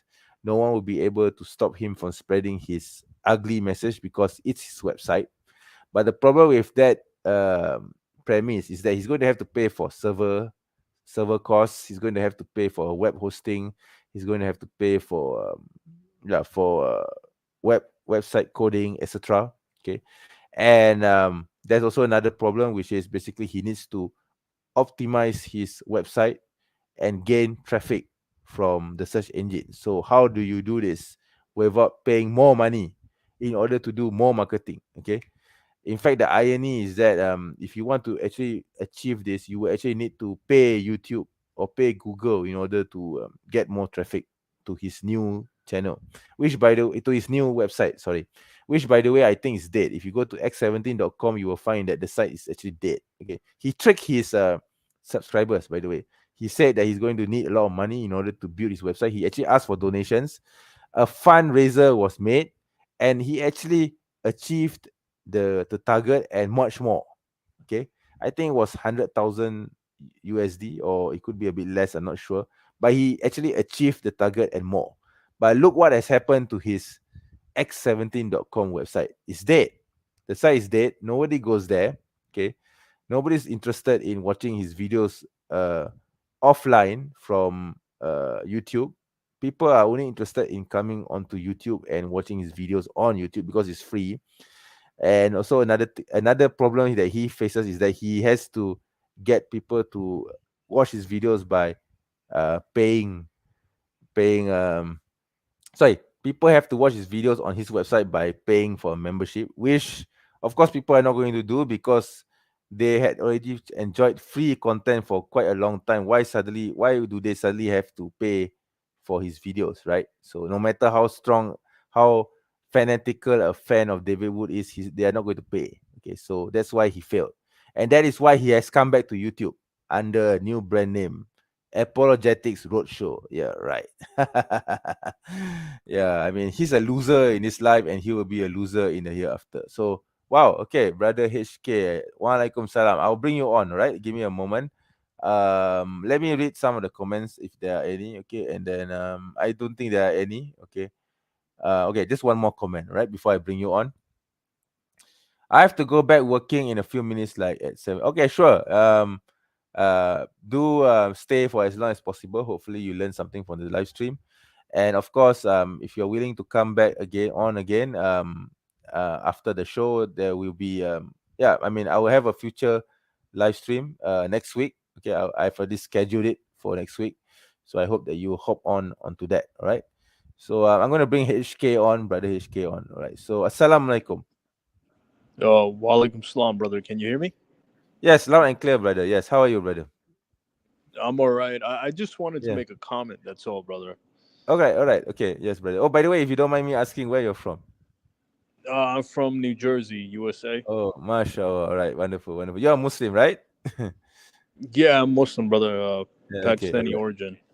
All right. All right. Oh, wonderful. Wonderful. Mashallah. Palestinian brother. Okay. Anyway, yeah. So what's your comment? What do you want to make? So I wanted to say, like a couple of weeks ago, I seen your debate with A plus. Okay. All right. I just wanted to basically say that I think that, and then I seen another brother after that. I think his name is Farouz, who actually did a debate or discussion with him. Yes. All right. Both David Wood and Apos, I feel like Muslims need to stop giving them attention, stop debating it. Okay. At this point, it's pointless because there's Yes. been numerous debates. Even Muhammad Ajab did a debate with David Wood. Yes, that's right. I don't know if you remember, but I think there was a live stream with Apos where he was with ripping Ali pages. Dawah. He was ripping pages from the Quran. Oh, right? Okay. He did it live. He did it on a live stream. He was Yes, doing things yes. like that. Why are we still Yes. giving attention? Yes. Why? Yes. What is the Yes. point of debating these people? At this point, we Yes, should just that's let right. them go and move on. There's no point Yes, in giving yes. these people any attention. Whether, no disrespect to you, not you, anybody, but stop. No, you know, I understand. we need to let it go. You know. Yeah, I understand. So Yeah, brother, if you don't mind, do you mind if I do clarify why I debated with Apos, even though I do know of these things? right. Okay, so basically it's like this, all right. So prior to that debate with Apos, I had a debate with a different atheist by the name of Randolph Richardson. So this guy was very gentlemanly, by the way. Although he's an atheist, he was very gentlemanly, and I managed to actually answer a lot of his points about Islam, clarify a lot of his points about Islam. In fact, the debate became not a debate. It didn't become a debate. It turned into a dialogue, a very good discussion of sorts. So Apos was hogging the comment section. Okay, he was hogging the comment section with all sorts of the usual nonsense. Okay, that he makes about Islam. And I think I responded to some of those issues that he makes, because this guy, he likes to ask silly questions. He does this on Daniel Hakikaju, brother Daniel Hakikaju's Yeah, I saw that. I things as saw well. that debate Yeah. too. I So saw he that. did. He tried. So tried to do the same to me. So I responded to each and every one of his questions. I think he didn't like it because he contacted the moderator of the modern day debate platform, his name is James, and told him that he wanted to challenge me for a debate. Okay, so James contacted me and said that Apus wants to debate me, okay, on this topic, blah blah blah. All right, basically the same topic that you saw, right, when I was debating him.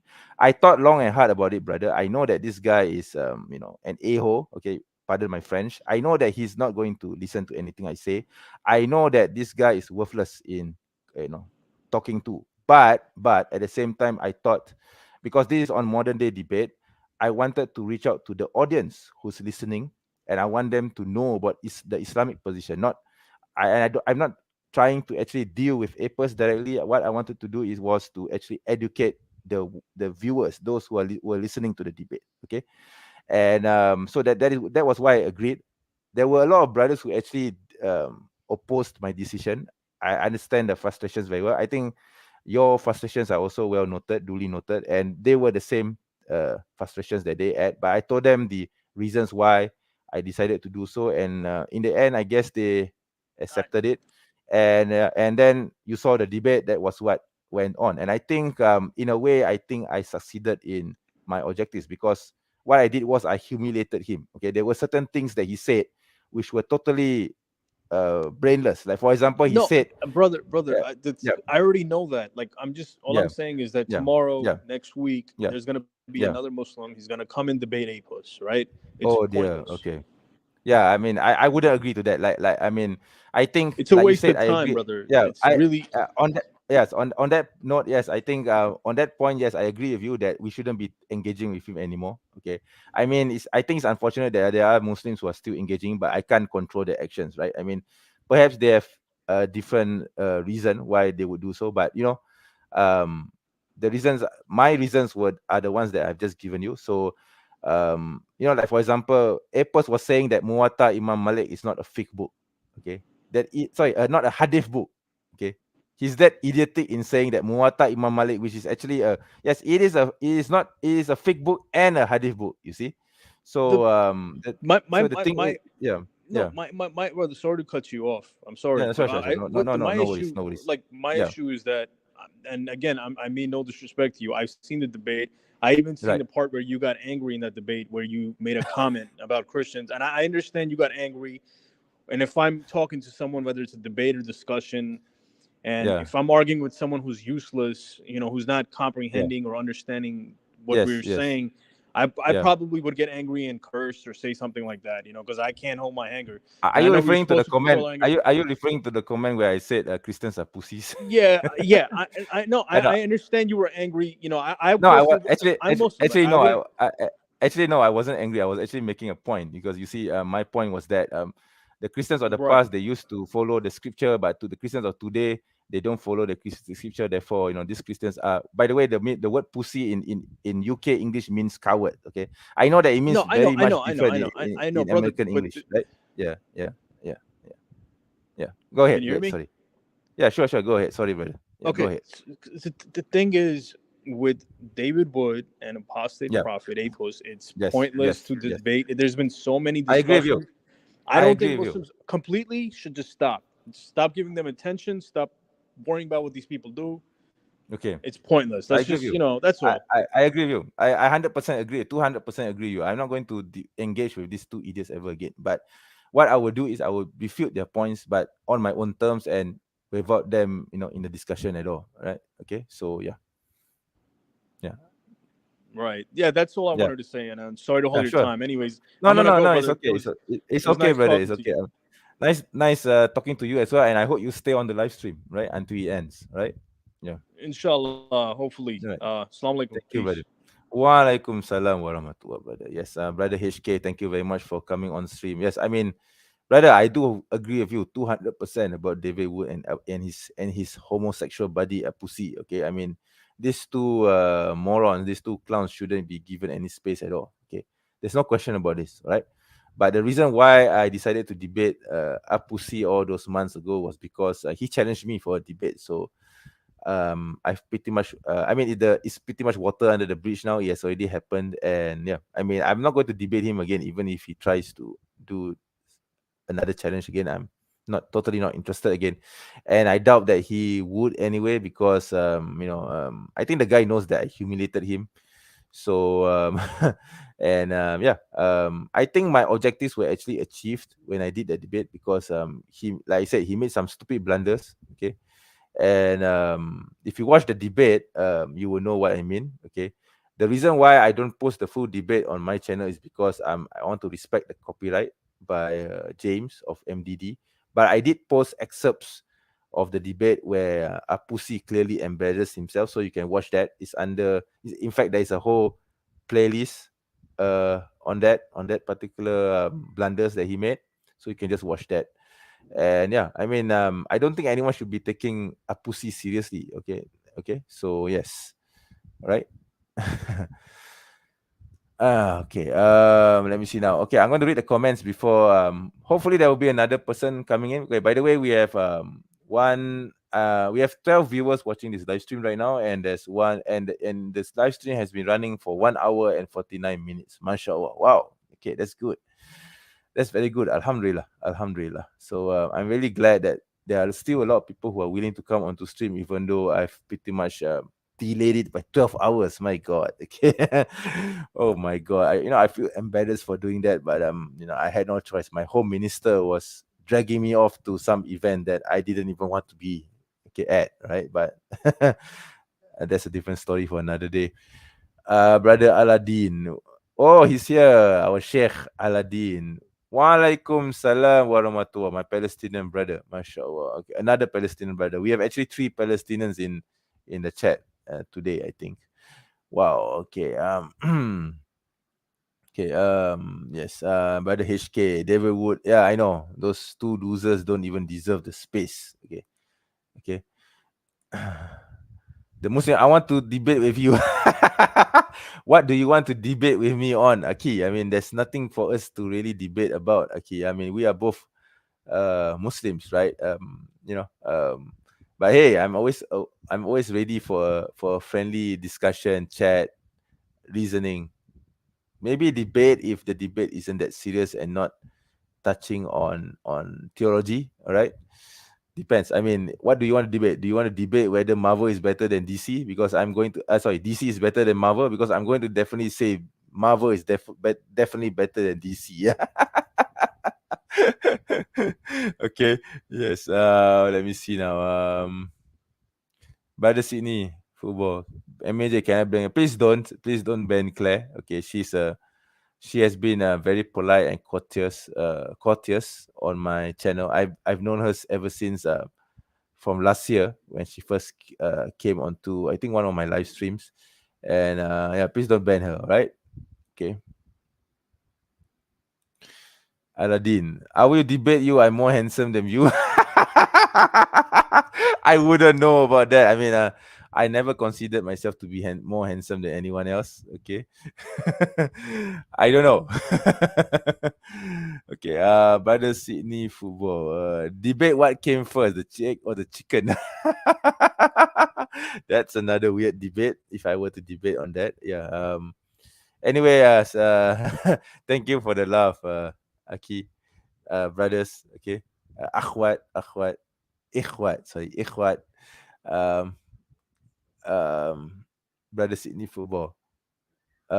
She supports Israel and wants to secularize Muslim. I don't think actually, Aki, I don't think that's really the case.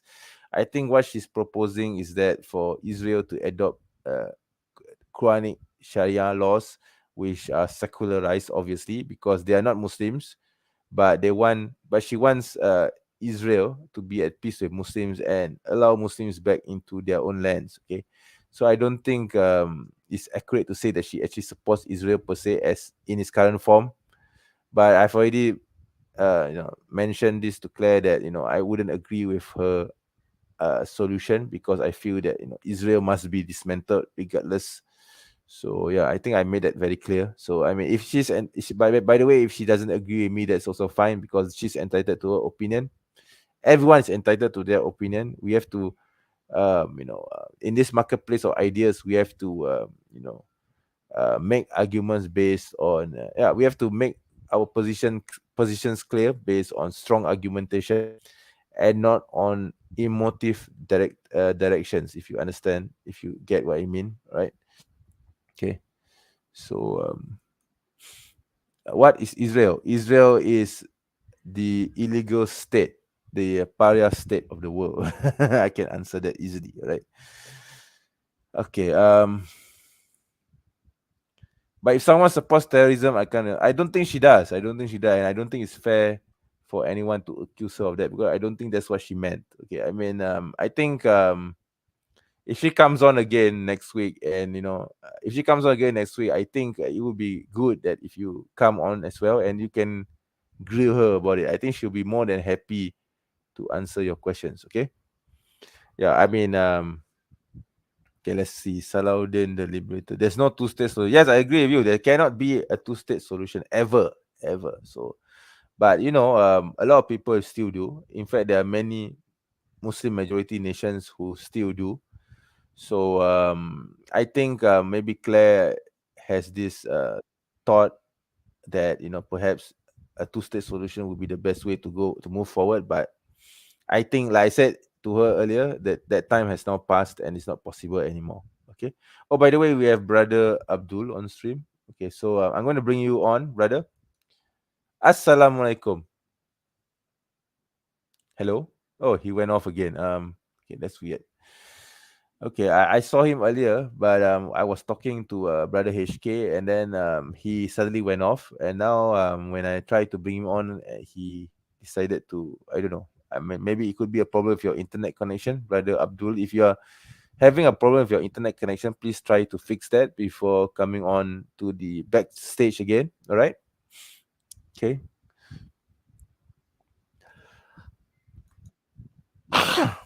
Then it must be Palestine. Okay, yeah, okay. Oh, Brother Aladdin is here. Sheikh Aladdin. Okay, I'm going to bring you on, brother. Assalamualaikum, Sheikh. Ya Habibi. Assalamualaikum warahmatullahi ta'ala wabarakatuh. Waalaikum salam warahmatullah, brother. See, if you are talking about Israel, I have to come. Brother, brother, you know my position on what I think of Israel. I mean, I think that should be I did not say Israel. I said Uzrael. Israel. Israel is the death angel. Yeah. Azrael. Yes, I know. Okay. Yes, yeah. I call them Uzrael, not Israel. They are not from Israel. Yeah, Okay? okay. You know, But let me, speaking about Azrael, the angel. There is this song. There is this Malay nasheed.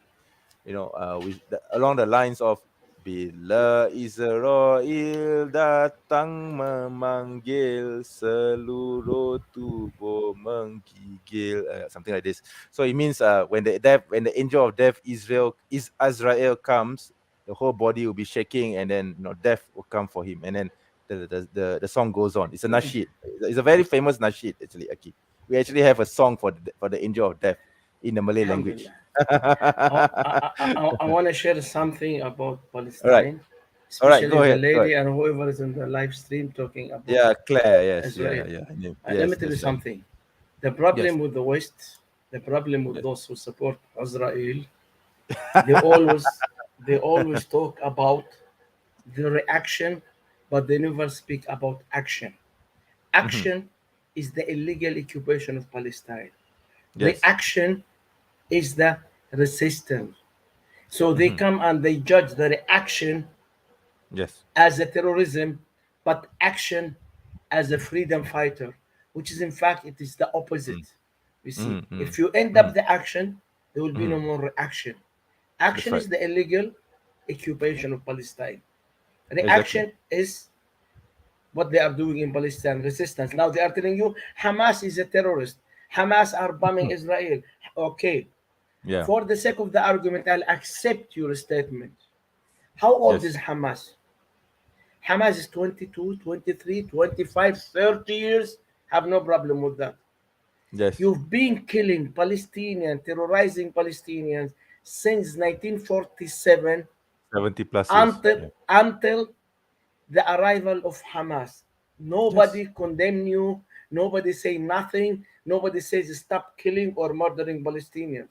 Palestinians were shouting to United Nations, to European Union, to the Yeah. Arab League, to Yeah. Muslims all around the world, Yeah. help us, save us. Nobody listened to them. Yeah. Now, when Hamas came to existence as a resistant group, they start saying that Hamas is bombing Israel. Yeah. Where were you before Hamas came to existence? Where were Yeah. you before Hamas was born? When they were killing and torturing Palestinians? Why we Yes. never heard your voice or heard you talking about such Yeah. actions and such terrorist act being done by those Israelites against the Palestinian? I wonder really, whenever I speak to those people, I always ask them, why Yeah. don't you talk about the illegal settlements built on the Palestinian lands in the West Bank? Exactly. Exactly. Why don't Exactly. you talk about how they humiliate Palestinians on Israeli checkpoint, which they call mahsum or mahsum in Hebrew language? Okay. Why don't you talk about the United Nations resolution that Israel don't comply with, such as Resolution Yes. 194 in Yes. November 1948, the right Yeah. of the return of Palestinians refugee, more than 6 million, to Mhm. Palestine? Why don't you Mhm. talk about resolution number 242 in Yeah. 1967, the Yes. illegal occupation of Israel to Yeah. Palestinian lands in West Bank? Why don't you Yeah. talk about resolution number 904 in Yes. 1994, That's right. protecting the Palestinians in the occupied territories from the Israelis after the Abrahamic Mosque massacre? One extremist Israeli massacred a lot of Palestinians in the Abrahamic Mosque. Why That's you right. are not talking about December 30, which is just last year? December 30, 2022, United Nations resolution against Israel at ICG. Yeah. 87 countries voted in favor, including China and Russia, against the illegal settlement and illegal occupation of Palestinians' land and the Holy Land of Jerusalem. I wonder why they are always playing the victim. Me as a Palestinian, you see, honestly, I am a Palestinian. Israeli are killing us since 1947. We never heard you talking about it. Those people supporting Israel. You never condemn the killing of innocent Palestinians. Why you Yes. speak about the reaction? You judge us. When we try to protect ourselves, you call us terrorists. Yeah. Why you never spoke about them? I invite each and every, wallahi, I always invite any person, anyone who wants to know the reality of the conflict in Palestine, please come to Palestine. We invite you with an open heart to come to the West Bank and see the facts by your own eyes. Don't listen to the media. They twist Yes. everything. They lie to you. Come and see it. Actually, have you Yes. seen the Eastern celebration? What you call it? The Eastern holiday of the Yeah. Christian last Yes. week. Right. You know Yeah. what happened? You know what happened in the Church of Nativity? Have you seen it in YouTube? No, not Israeli unless. Yeah. Israeli forces attack Christian worshippers like they attack Muslims in Al Masjid Al Aqsa. Wow. They What was they the beat. what was the reason that they invaded the Church of Nativity? No, you don't. Israel has no reason. Israel doesn't have a reason. They don't have any reason. When they Okay. want to stop you, they'll stop you. They Okay. stopped them and they told them you have no right to worship in this area, which is Christian considered as a holy road for them, where Jesus was Yes. carrying the cross according to Yes. Christianity. Yes. They That's right. stopped them. They beat them up. Extremist Jewish passed in front of the priest and nun. They spit on their faces. Police beat up them and throw the cross on the floor. And it's all in Wow. YouTube. Why Wow. Christians? I mean Christians who support them. It's in YouTube. It's in social. Even Israeli I-24 news channel. That's a very Okay. famous Israel. They spoke about it and they showed in the TV and they said Okay. that they've been attacked by Israeli soldiers. Why nobody's in Wow. condemning that? I wonder why. Wow. So please don't be Wow. double standard. I hope that Yeah. this clarify everything. That's all I It wanted does. to It say does. It about does. All right. Palestine. It does. All right. All right. Wonderful, Aki. Wonderful, Sheikh. Nice to. It's always glad. It's always a pleasure to hear you speak. Okay. Yeah. Jazakallah khair. If we Wa debate yakum. me and you, who's more handsome, you will win, I lose. I don't know. I don't know. Wallahu alam. I mean, that's up to God. Because I'm almost 60 years old and you're still very young man. So Subhanallah. that's very big May, point for you. That's may the point. Aki, may Allah grant you a long life, Sheikh, and I hope you live Jazakallah to khair. at least 80 or even 100, inshallah. Right? Barakallah feek. Okay. Jazakallah khair. Okay, All I just right. wanted to join you first. Assalamu alaikum. Wa alaikum salam, Sheikh. Yes, right, brother. Yeah. Okay, brother Aladdin, Sheikh Aladdin. Thank you very much, okay, for that wonderful conversation discussion. Yeah, and he's right about everything about Israel, the illegal state. Yeah. I'm going to have to look that up though with regards to the Israeli soldiers invading I think it's the Church of Holy Sepulchre, or was it the Church of Nativity? I'm not really sure. If it's in Jerusalem, then it will be the Church of Holy Sepulchre, I think. I will look that up. Okay, I will check that out. Okay, so I didn't know about this incident. All I know is about the one that happened at Al-Aqsa. Obviously, the one at Al-Aqsa is going to gain more attention in the Muslim world. Okay. Anyway, because it's covered everywhere in the Malaysian news as well. Okay, so okay, there's brother Abdul again. I'm going to bring him on. Hello there. Assalamualaikum. Are you a Muslim? Assalamu alaikum. Wa alaikum Warahmatullahi salam, brother. wabarakatuh. Wa alaikum salam, brother. How are you? We have many manuscripts found. I think the earliest Okay. manuscript we have are the Birmingham manuscript, as you know. The Yes, Suleimans yes, of course, brother. Yes. They all date to around 6th century and 7th century. Yes, that's right. Yeah. Yes. Yeah, brother. So, do you have a question or do you want to talk about something? I'm curious to know. Sorry, Aki, I can't hear you. I don't know. Maybe you muted yourself. Could you check your voice? Hello? Hello? Assalamualaikum, brother. I can't hear you. I'm sorry. Hello? Can anyone hear? Okay, your brother's back. Hello, brother. I can't hear your voice earlier. Can you? Okay. Can Sorry. you? Yeah, sure. Yeah, brother. Yeah. So go ahead. Yeah. So do you have a point of discussion? Okay.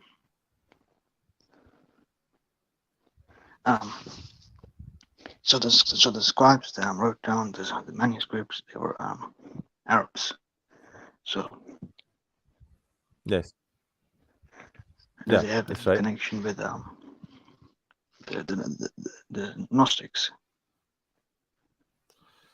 You mean Persians. whether the Quran is influenced by the Gnostics? Because Is someone that what you're trying to say? has said Is that what you're trying to say? they belong to the Persians. Basically, The early I know manuscripts are Persians. basically it's like this. Okay. The thing is, those people who allege that the Quran was influenced by Gnosticism, they need to prove that Gnosticism was a prevailing belief in the Arabian Peninsula prior to and during the time of the Prophet Muhammad. So far, I've not come across any historical evidence or archaeological evidence whatsoever which points to this. Okay, there's no Gnosticism that is found in Arabia.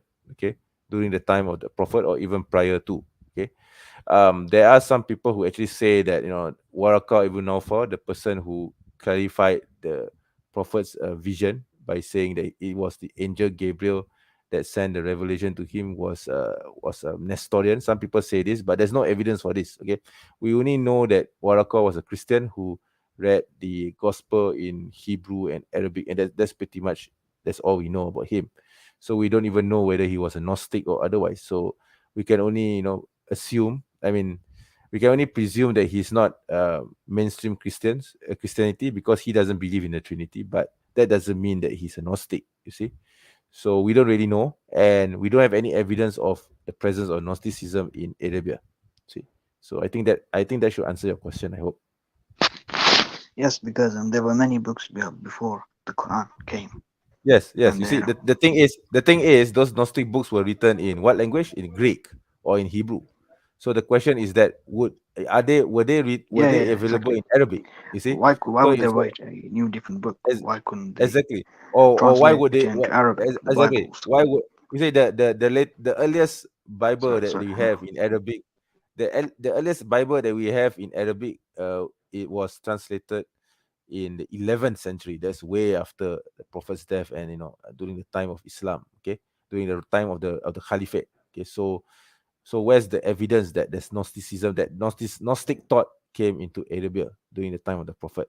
Unless if they can show us a Gnostic manuscript in Arabic, which can be determined to be dated before or around the time of the Prophet, they don't actually have any evidence. Or they can say, oh, there are stories in the Gnostic Gospels which are similar to that in the Quran, but that's not evidence for anything. I mean, I can also say, hey, look, the story of Noah, the whole story of the flood of Noah in the Bible is pretty much similar to the Epic of Gilgamesh, which is an Akkadian or is it Sumerian script? I don't remember.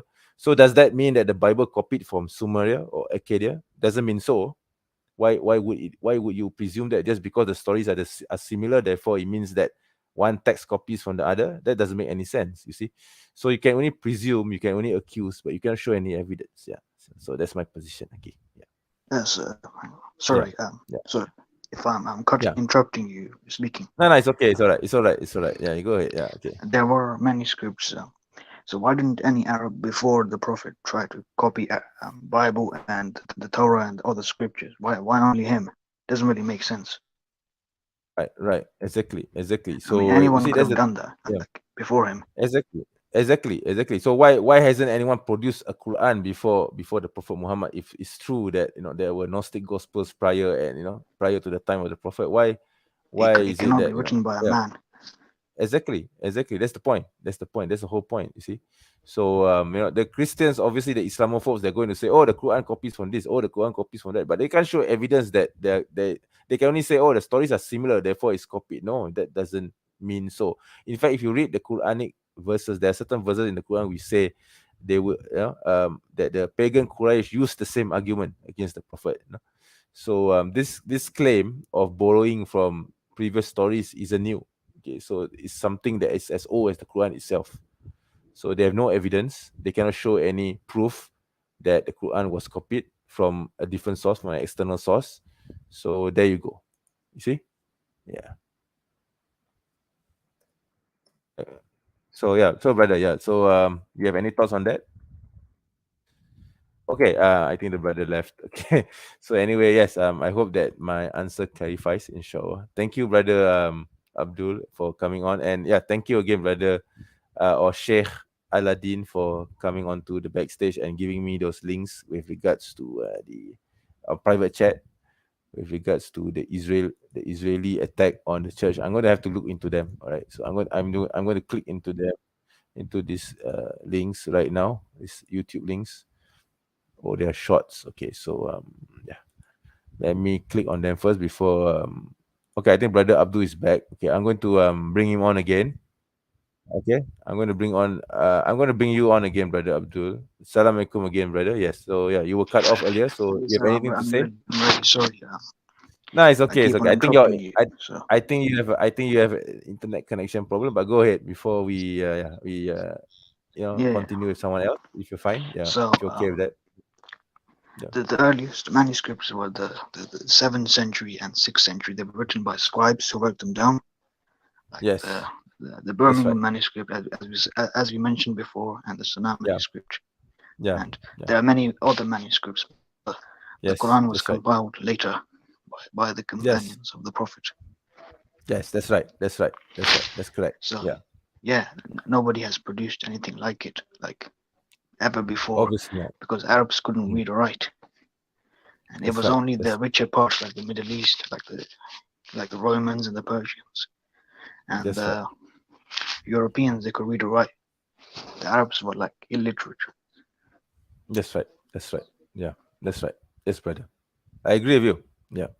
So basically like I said, if those people want to say that the Quran was influenced by this group or by that group or by some or by the Jews or Christians texts that nobody has heard of until the Quran was revealed, then they need to show evidence for this. I mean, how is it possible for the prophet who was an illiterate, who doesn't know, who didn't even know how to read or write in his own language, be able to interpret the Gnostic texts, which were written in Hebrew or Greek or Aramaic, okay, and then retranslate them into Arabic, and then pick and choose which stories that he wants to tell, and then incorporate it into the Quran. Okay, so it's just absurd. Yeah, That premise is I totally see. absurd.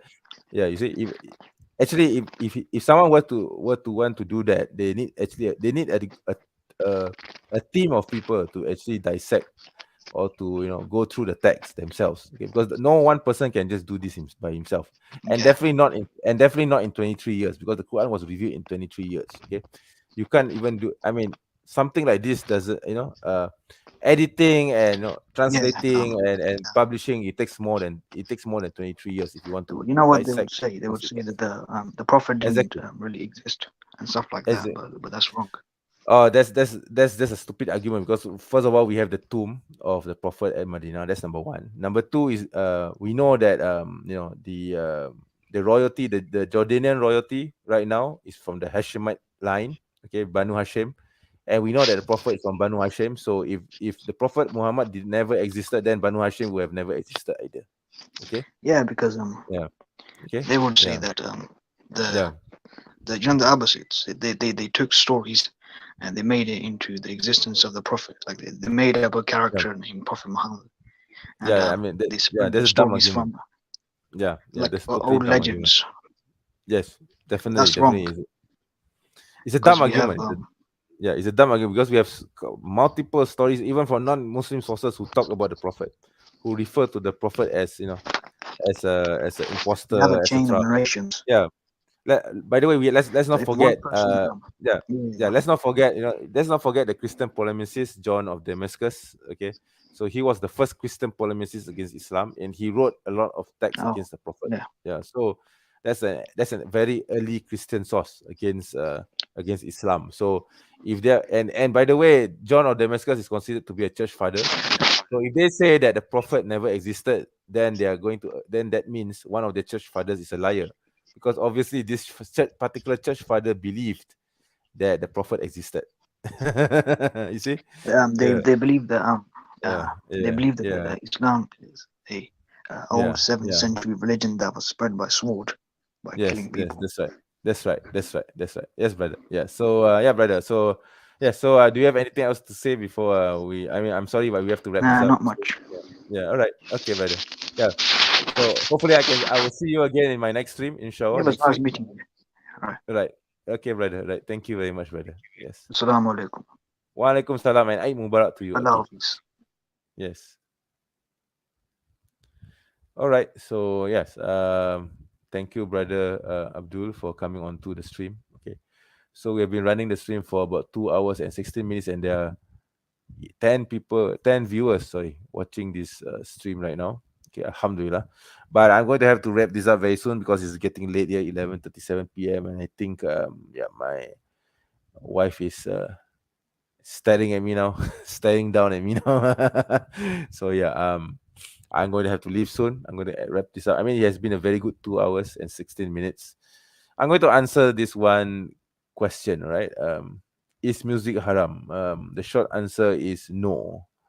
The long answer is, it is not inherently a haram unless if it leads to other haram things. Okay, and there are many, um, things that needs to be considered before you declare music to be haram. Okay, I mean, as I'm concerned, music is permissible and there's no actual reason on why it should be haram. Okay, and people just say, or some Muslims sadly claim that music is haram because of certain hadith. But the problem with that is this, right? The hadith that they cite doesn't really talk about uh, music being haram or being forbidden in toto. You see, so I don't know why Muslims interpret music this way. I think they are from the Hanbali madhab, because I think the Hanbali madhab would ban music totally without any um, exceptions. But the thing is, I can easily refute this by singing this, and this is the oldest nasheed in the world, okay, in the Muslim world. Tola'al badru alaina min saniyatil wada' wajaba syukuru alaina mada'anil laida. So answer this one question. Is this nasheed that I just sung haram? It's still music, man. I mean, you can say, oh, this is nasheed. It doesn't require any voice. I mean, it doesn't require any musical instruments. You can just sing it with a human. But you know, when I make music by clapping my hands like this,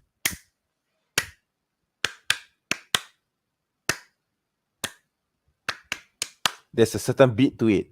And when there is a beat to it, that is music. Okay? So I think it should be made clear that, you know, music is not haram for as long as it does not lead to making you do haram things. Okay? It's basically like this. It's just like sex. Okay? Yeah. Sex is not haram if you are married to your wife and both of you are engaging in sexual intercourse in a halal way. In fact, you get great reward.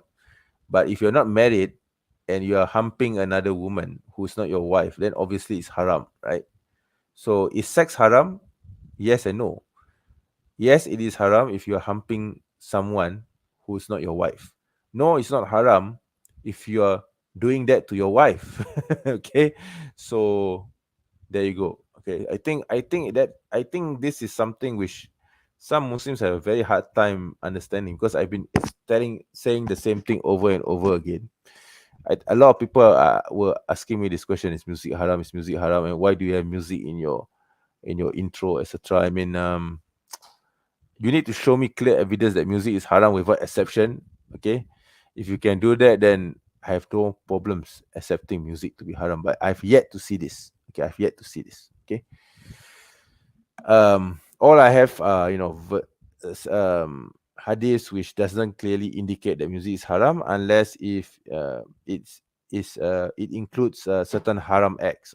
Of course, makes it haram, man. I mean, I wouldn't argue with that. I mean, there are music which are haram, obviously, but why would a music like Tola al Badru Alaina be haram?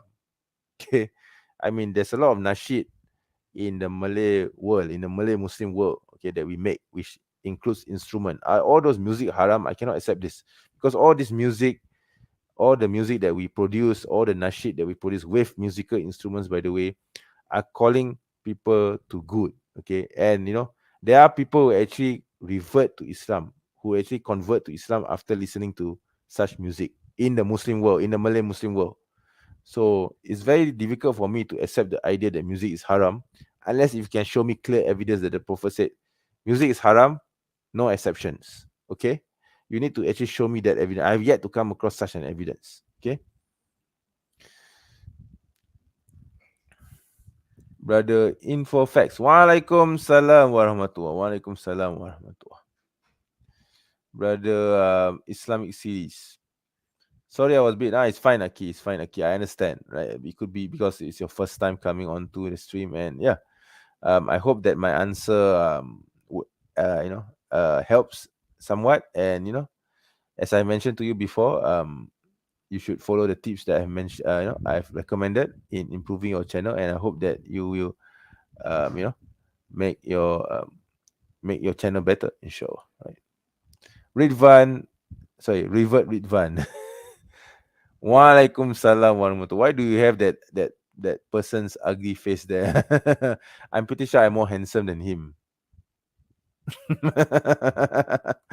Okay. Kale Octopus, yes, he actually made a very good. Ghazali said that if you want to make music haram, stop birds from singing. Yes, exactly. Birds singing, cats meowing, yeah, roosters crowing. These are all music, man. These are all. There's a certain melody to it. There's a certain beat to it. These are all music. I mean, you may not recognize it as music, but this is music. I mean, the birds singing especially is a strong point because birds are certainly singing when they chirp. Okay, when they chirp, they are actually singing. There's a certain melody to it. All right.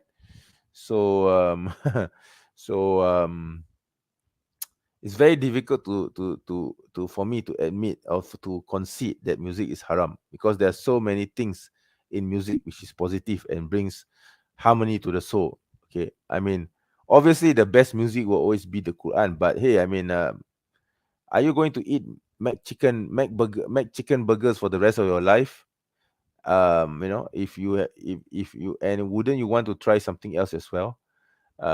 Something positive, like I don't know, some nice rock music perhaps, or some change of pace like hip hop. Why would it be haram if it calls to good, it enjoins good and forbids evil? Okay, obviously if you're going to sing like, oh, I worship Satan, and then that's already haram. Okay, I mean, come on, I worship Shiva, no, that's haram.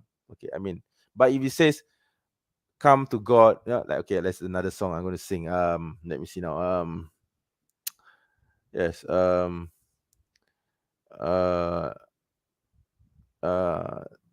I forgot. Mu'ayya biru nuri Nabi Ahmad. Yahana Nabi Muhammad. I forgot the lines, but yeah, it's about the prophet. Again, this is about the prophet. Okay, so why would that song be haram?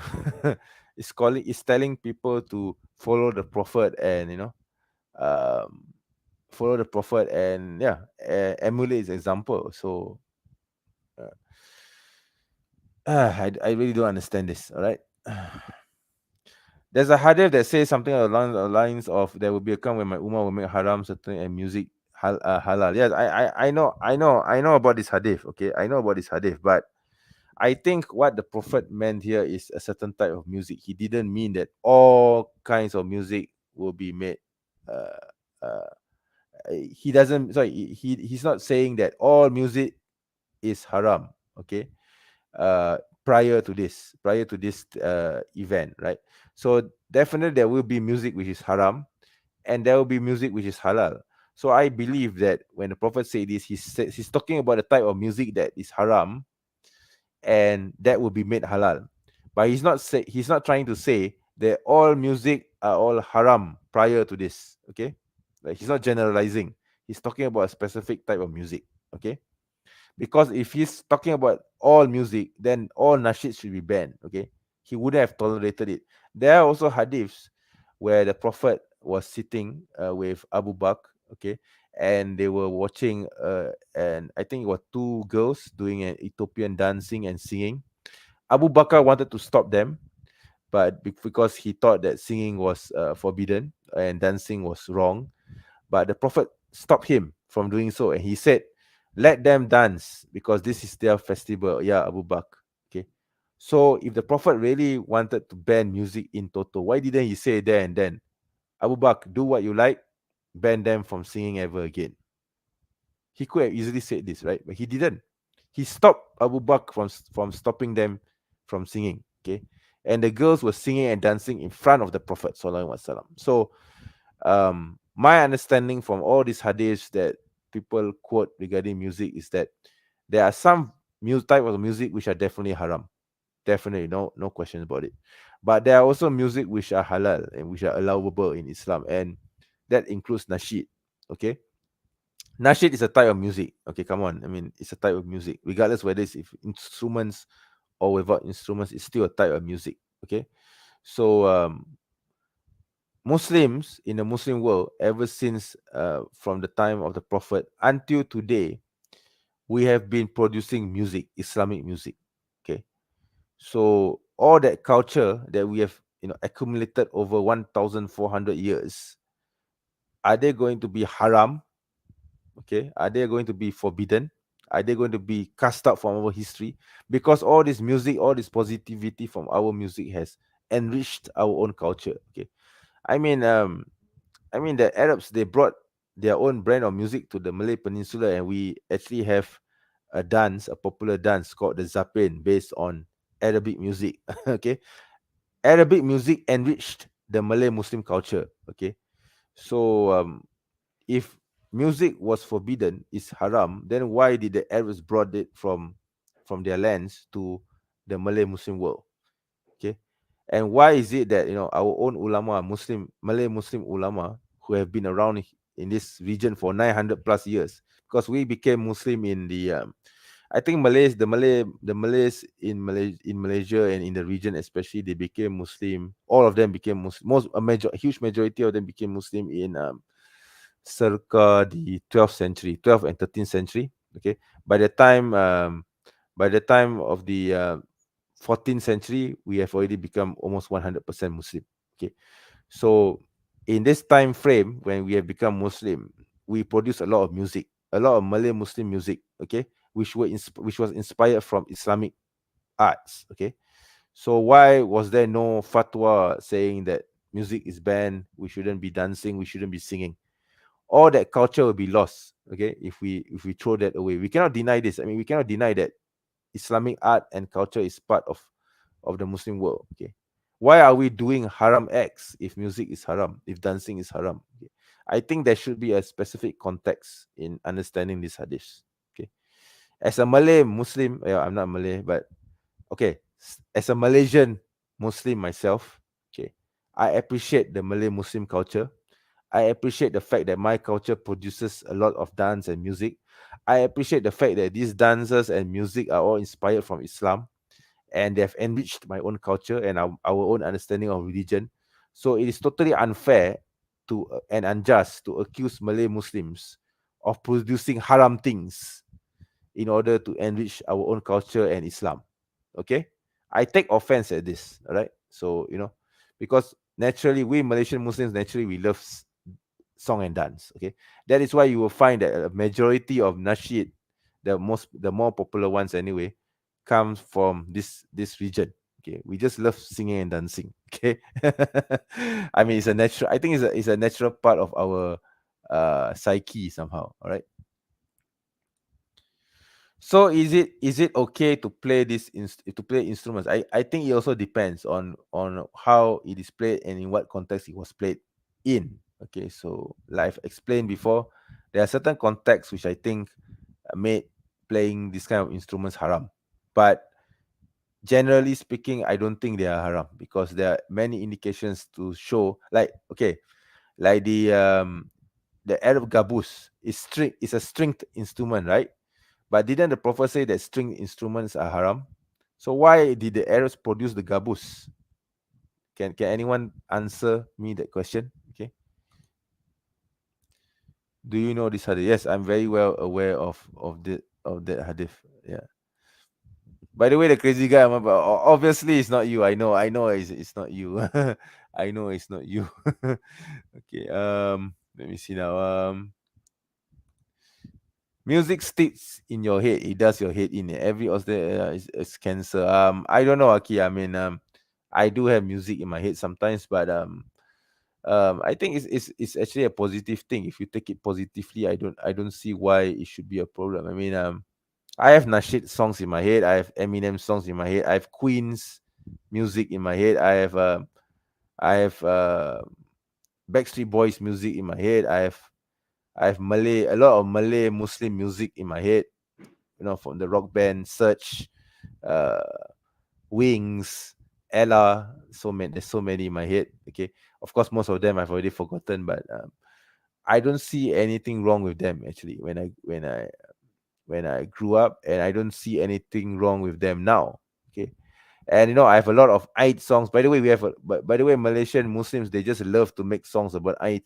So there are actually a lot of Eid songs in my head as well. Okay, so Eid songs haram? Singing about Eid haram? I mean, oh, it's very, you know, it's very, is I think it's a very touchy subject, but I think every Muslim should be entitled to, you know, to his views. Okay, you cannot ban something just because you dislike it. Okay, sometimes a nay or other can express things that exactly I agree with you.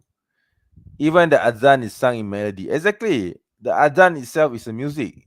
Okay, it's a type of music. You see, if I sing the takbir, I mean, not sorry, if I recite the takbir, Allahu Akbar, Allahu Akbar, Allahu Akbar, Allahu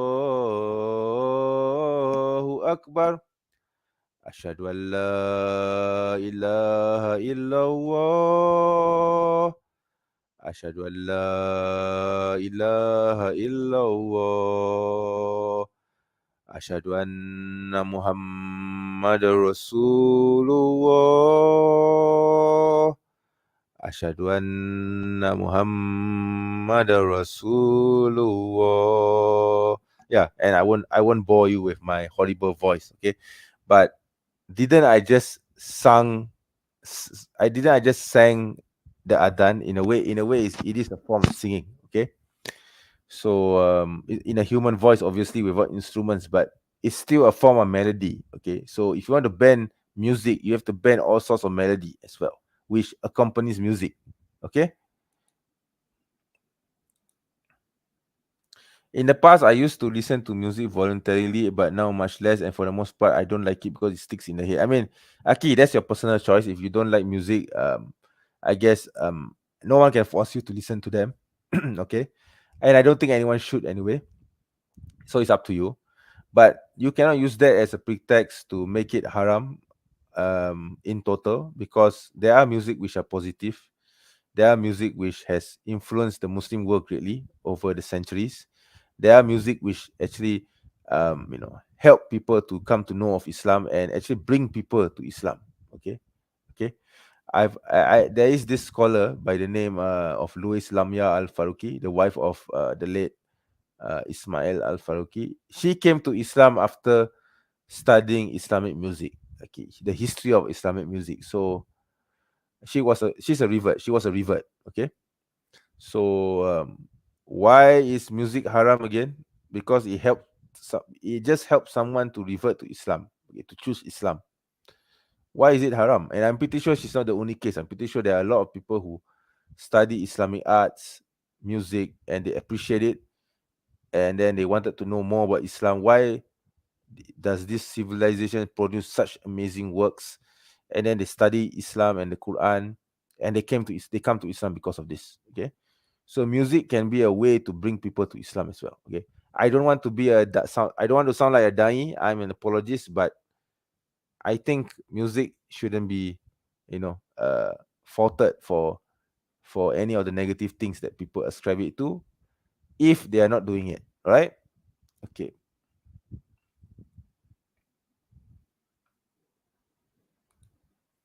But music can be anything, so beware from listening too much. Like I said, if you listen to positive music like nasheed, for example, or music that brings positivity and motivation in your life, why would it be haram? Obviously, if you're going to sing satanic songs, then it's haram. If you're going to sing songs praising Jesus as God, that's going to be haram. If you're going to sing songs praising Shiva or Vishnu as God, that's going to be haram. Okay, but I don't see a strong reason why, if I sing, okay, let's say this song, right? Ya huwa lazi la ilaha illa huwa rahmanur rahim al-malikul qudusus salamul mu'minul muhaiminul azizul jabbar al-muttakabirul khaliqul bari'ul musawwirul ghafarul qahharul wahhab Razakul Fattaul Alim. Did I just sing a Haram song? I just sang part of the Asmaul Husna. Okay, by the way, this is a very famous nasheed and he has been turned into a song. Okay, a nasheed song. Okay, so yeah. If music isn't haram, then why concerts would be haram? Because concerts involve free mixing of sexes. Okay, if the concert doesn't allow for free mixing of sexes and there's a separation between genders, there's no problems with it. But if it does, and the both genders are mixing together, and of course, you know, if you allow in booze and drugs and all sorts of nasty things into the concert, obviously it's going to be haram. Okay, it's obviously going to be haram. Okay, right. Music like Nicki Minaj, yeah, definitely. Yeah, I mean, I agree with you. Obviously, if you listen to Nicki Minaj, she's definitely haram. I mean, okay, it's definitely haram because her lyrics are horrible. Okay, I mean, I listen to Eminem, but Nicki Minaj is even worse. Okay, right? Okay.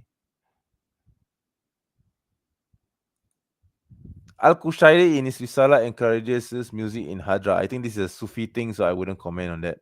Okay.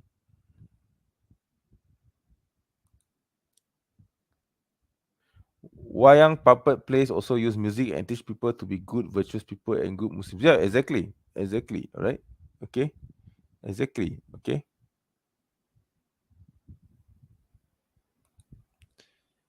MENJ can't be the muazzin of my local mosque. I think the congregation will run away after you know, if I were to recite the adhan in after the first few lines, the whole congregation will run away because they will despise my horrible, because of my horrible voice. Okay. Okay. I assume singing without instruments is permissible. Not necessarily so. I think some singing with instruments are necessary. It makes the song better, sound better. So, but I wouldn't ban music in total. Okay. No, I wasn't using the bad aspect of music or say, so I'm using one of the negative aspects of it. Yeah, of course, of course. Like I said, music is not haram unless there are circumstances that lead to it being haram. That's what I'm saying. Okay. I mean, there are a lot of haram police Muslims who are going to say, no, you're wrong. Music is haram because the Prophet said that there's this hadith that, you know, where in the end times people are going to say that music is halal. But then again, I need to ask these people, does that same hadith say that all music are haram prior to this? It doesn't say this, right? So I think I believe that the Prophet was actually referring to a certain type of music or several types of music which are already haram prior. But then the people of the end times will make it halal. Okay. But that doesn't mean all music are all haram. Okay. All right. Okay. National anthem of Saudi Arabia has music. How about that? Exactly, exactly. So is musical instruments haram? I don't know. Okay, I think even I think even I think even the most zealous of Muslims who deny that music can be permissible would be hard pressed to answer that question, right? Hi Kaju debate today about marriage and apostate pussy seems to keep his eye on this debate, maybe for his name. Yeah, I think I'm going to watch that debate. I'm not sure whether it's online. I'll try and see if it's online. I'll try to watch it and then I'll see what happens. I'm actually curious to know what Brother Daniel is debating, what his points are, right?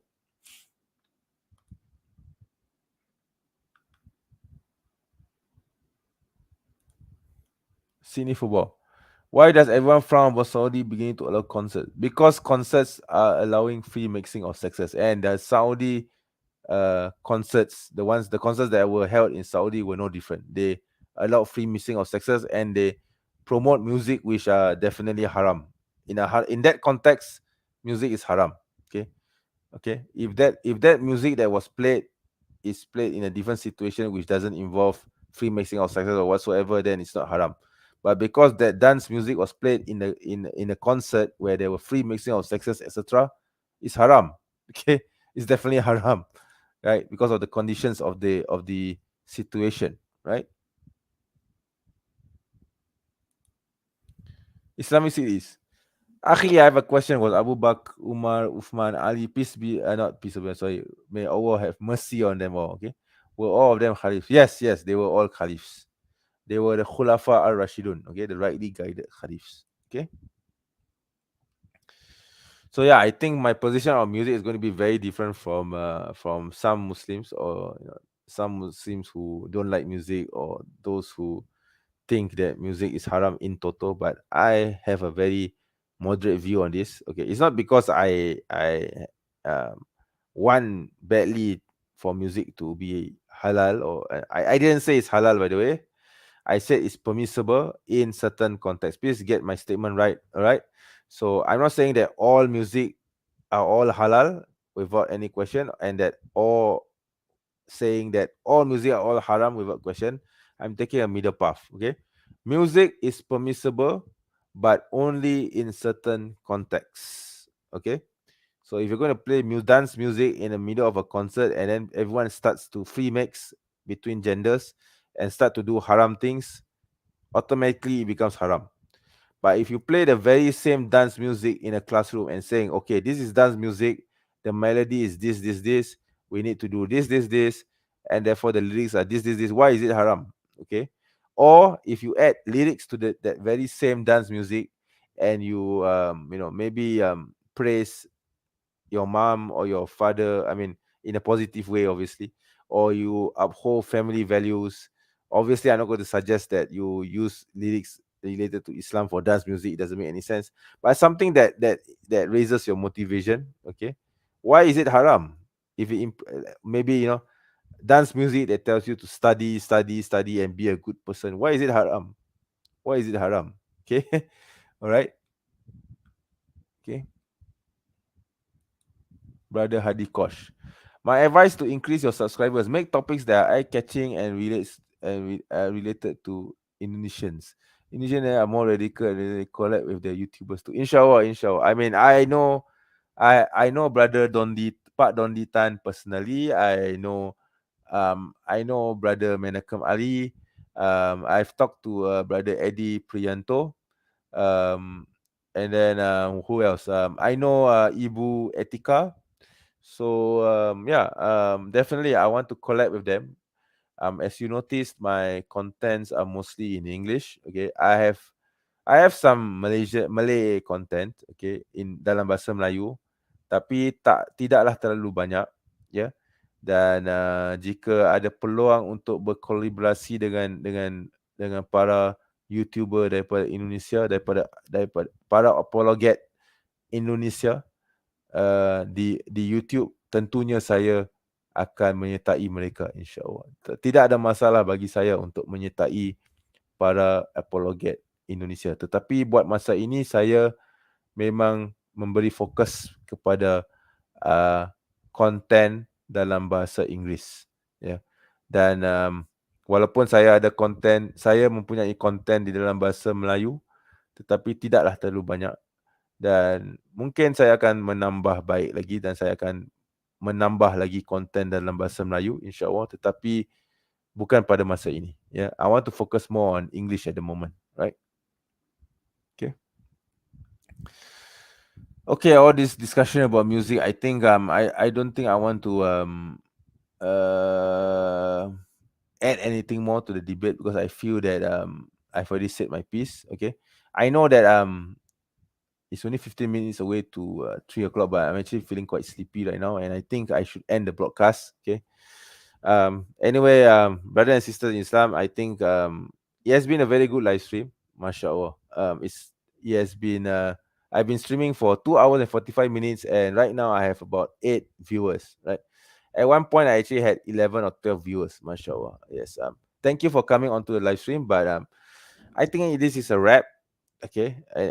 Again, I apologize for pushing the schedule of the live stream 12 hours later than original. Okay, and I hope that you have found it beneficial. Okay, again, I am sorry for delaying the live stream. It's totally my home minister's fault. I'm blaming her. Okay, it's totally my home minister's fault. It's not my fault.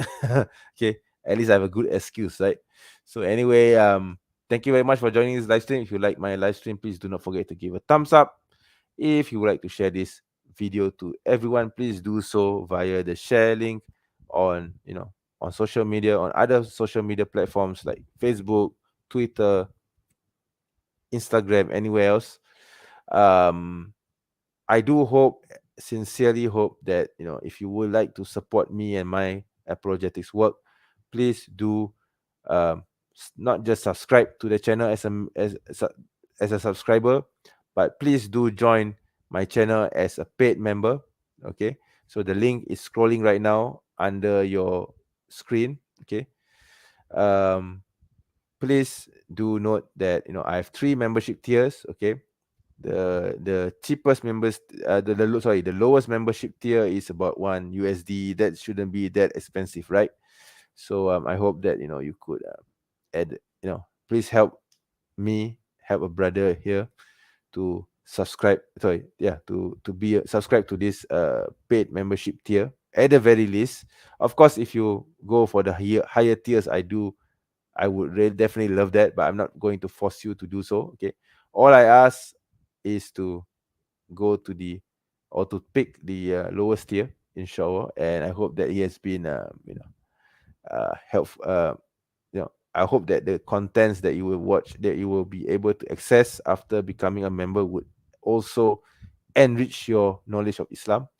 Anyway, again, thank you very much for joining the live stream. I'll see you next week, inshallah. Okay, if my home minister doesn't drag me off somewhere, okay, you need to blame her for that. And with that, I'll see you again next week in another live stream. Assalamualaikum warahmatullahi wabarakatuh.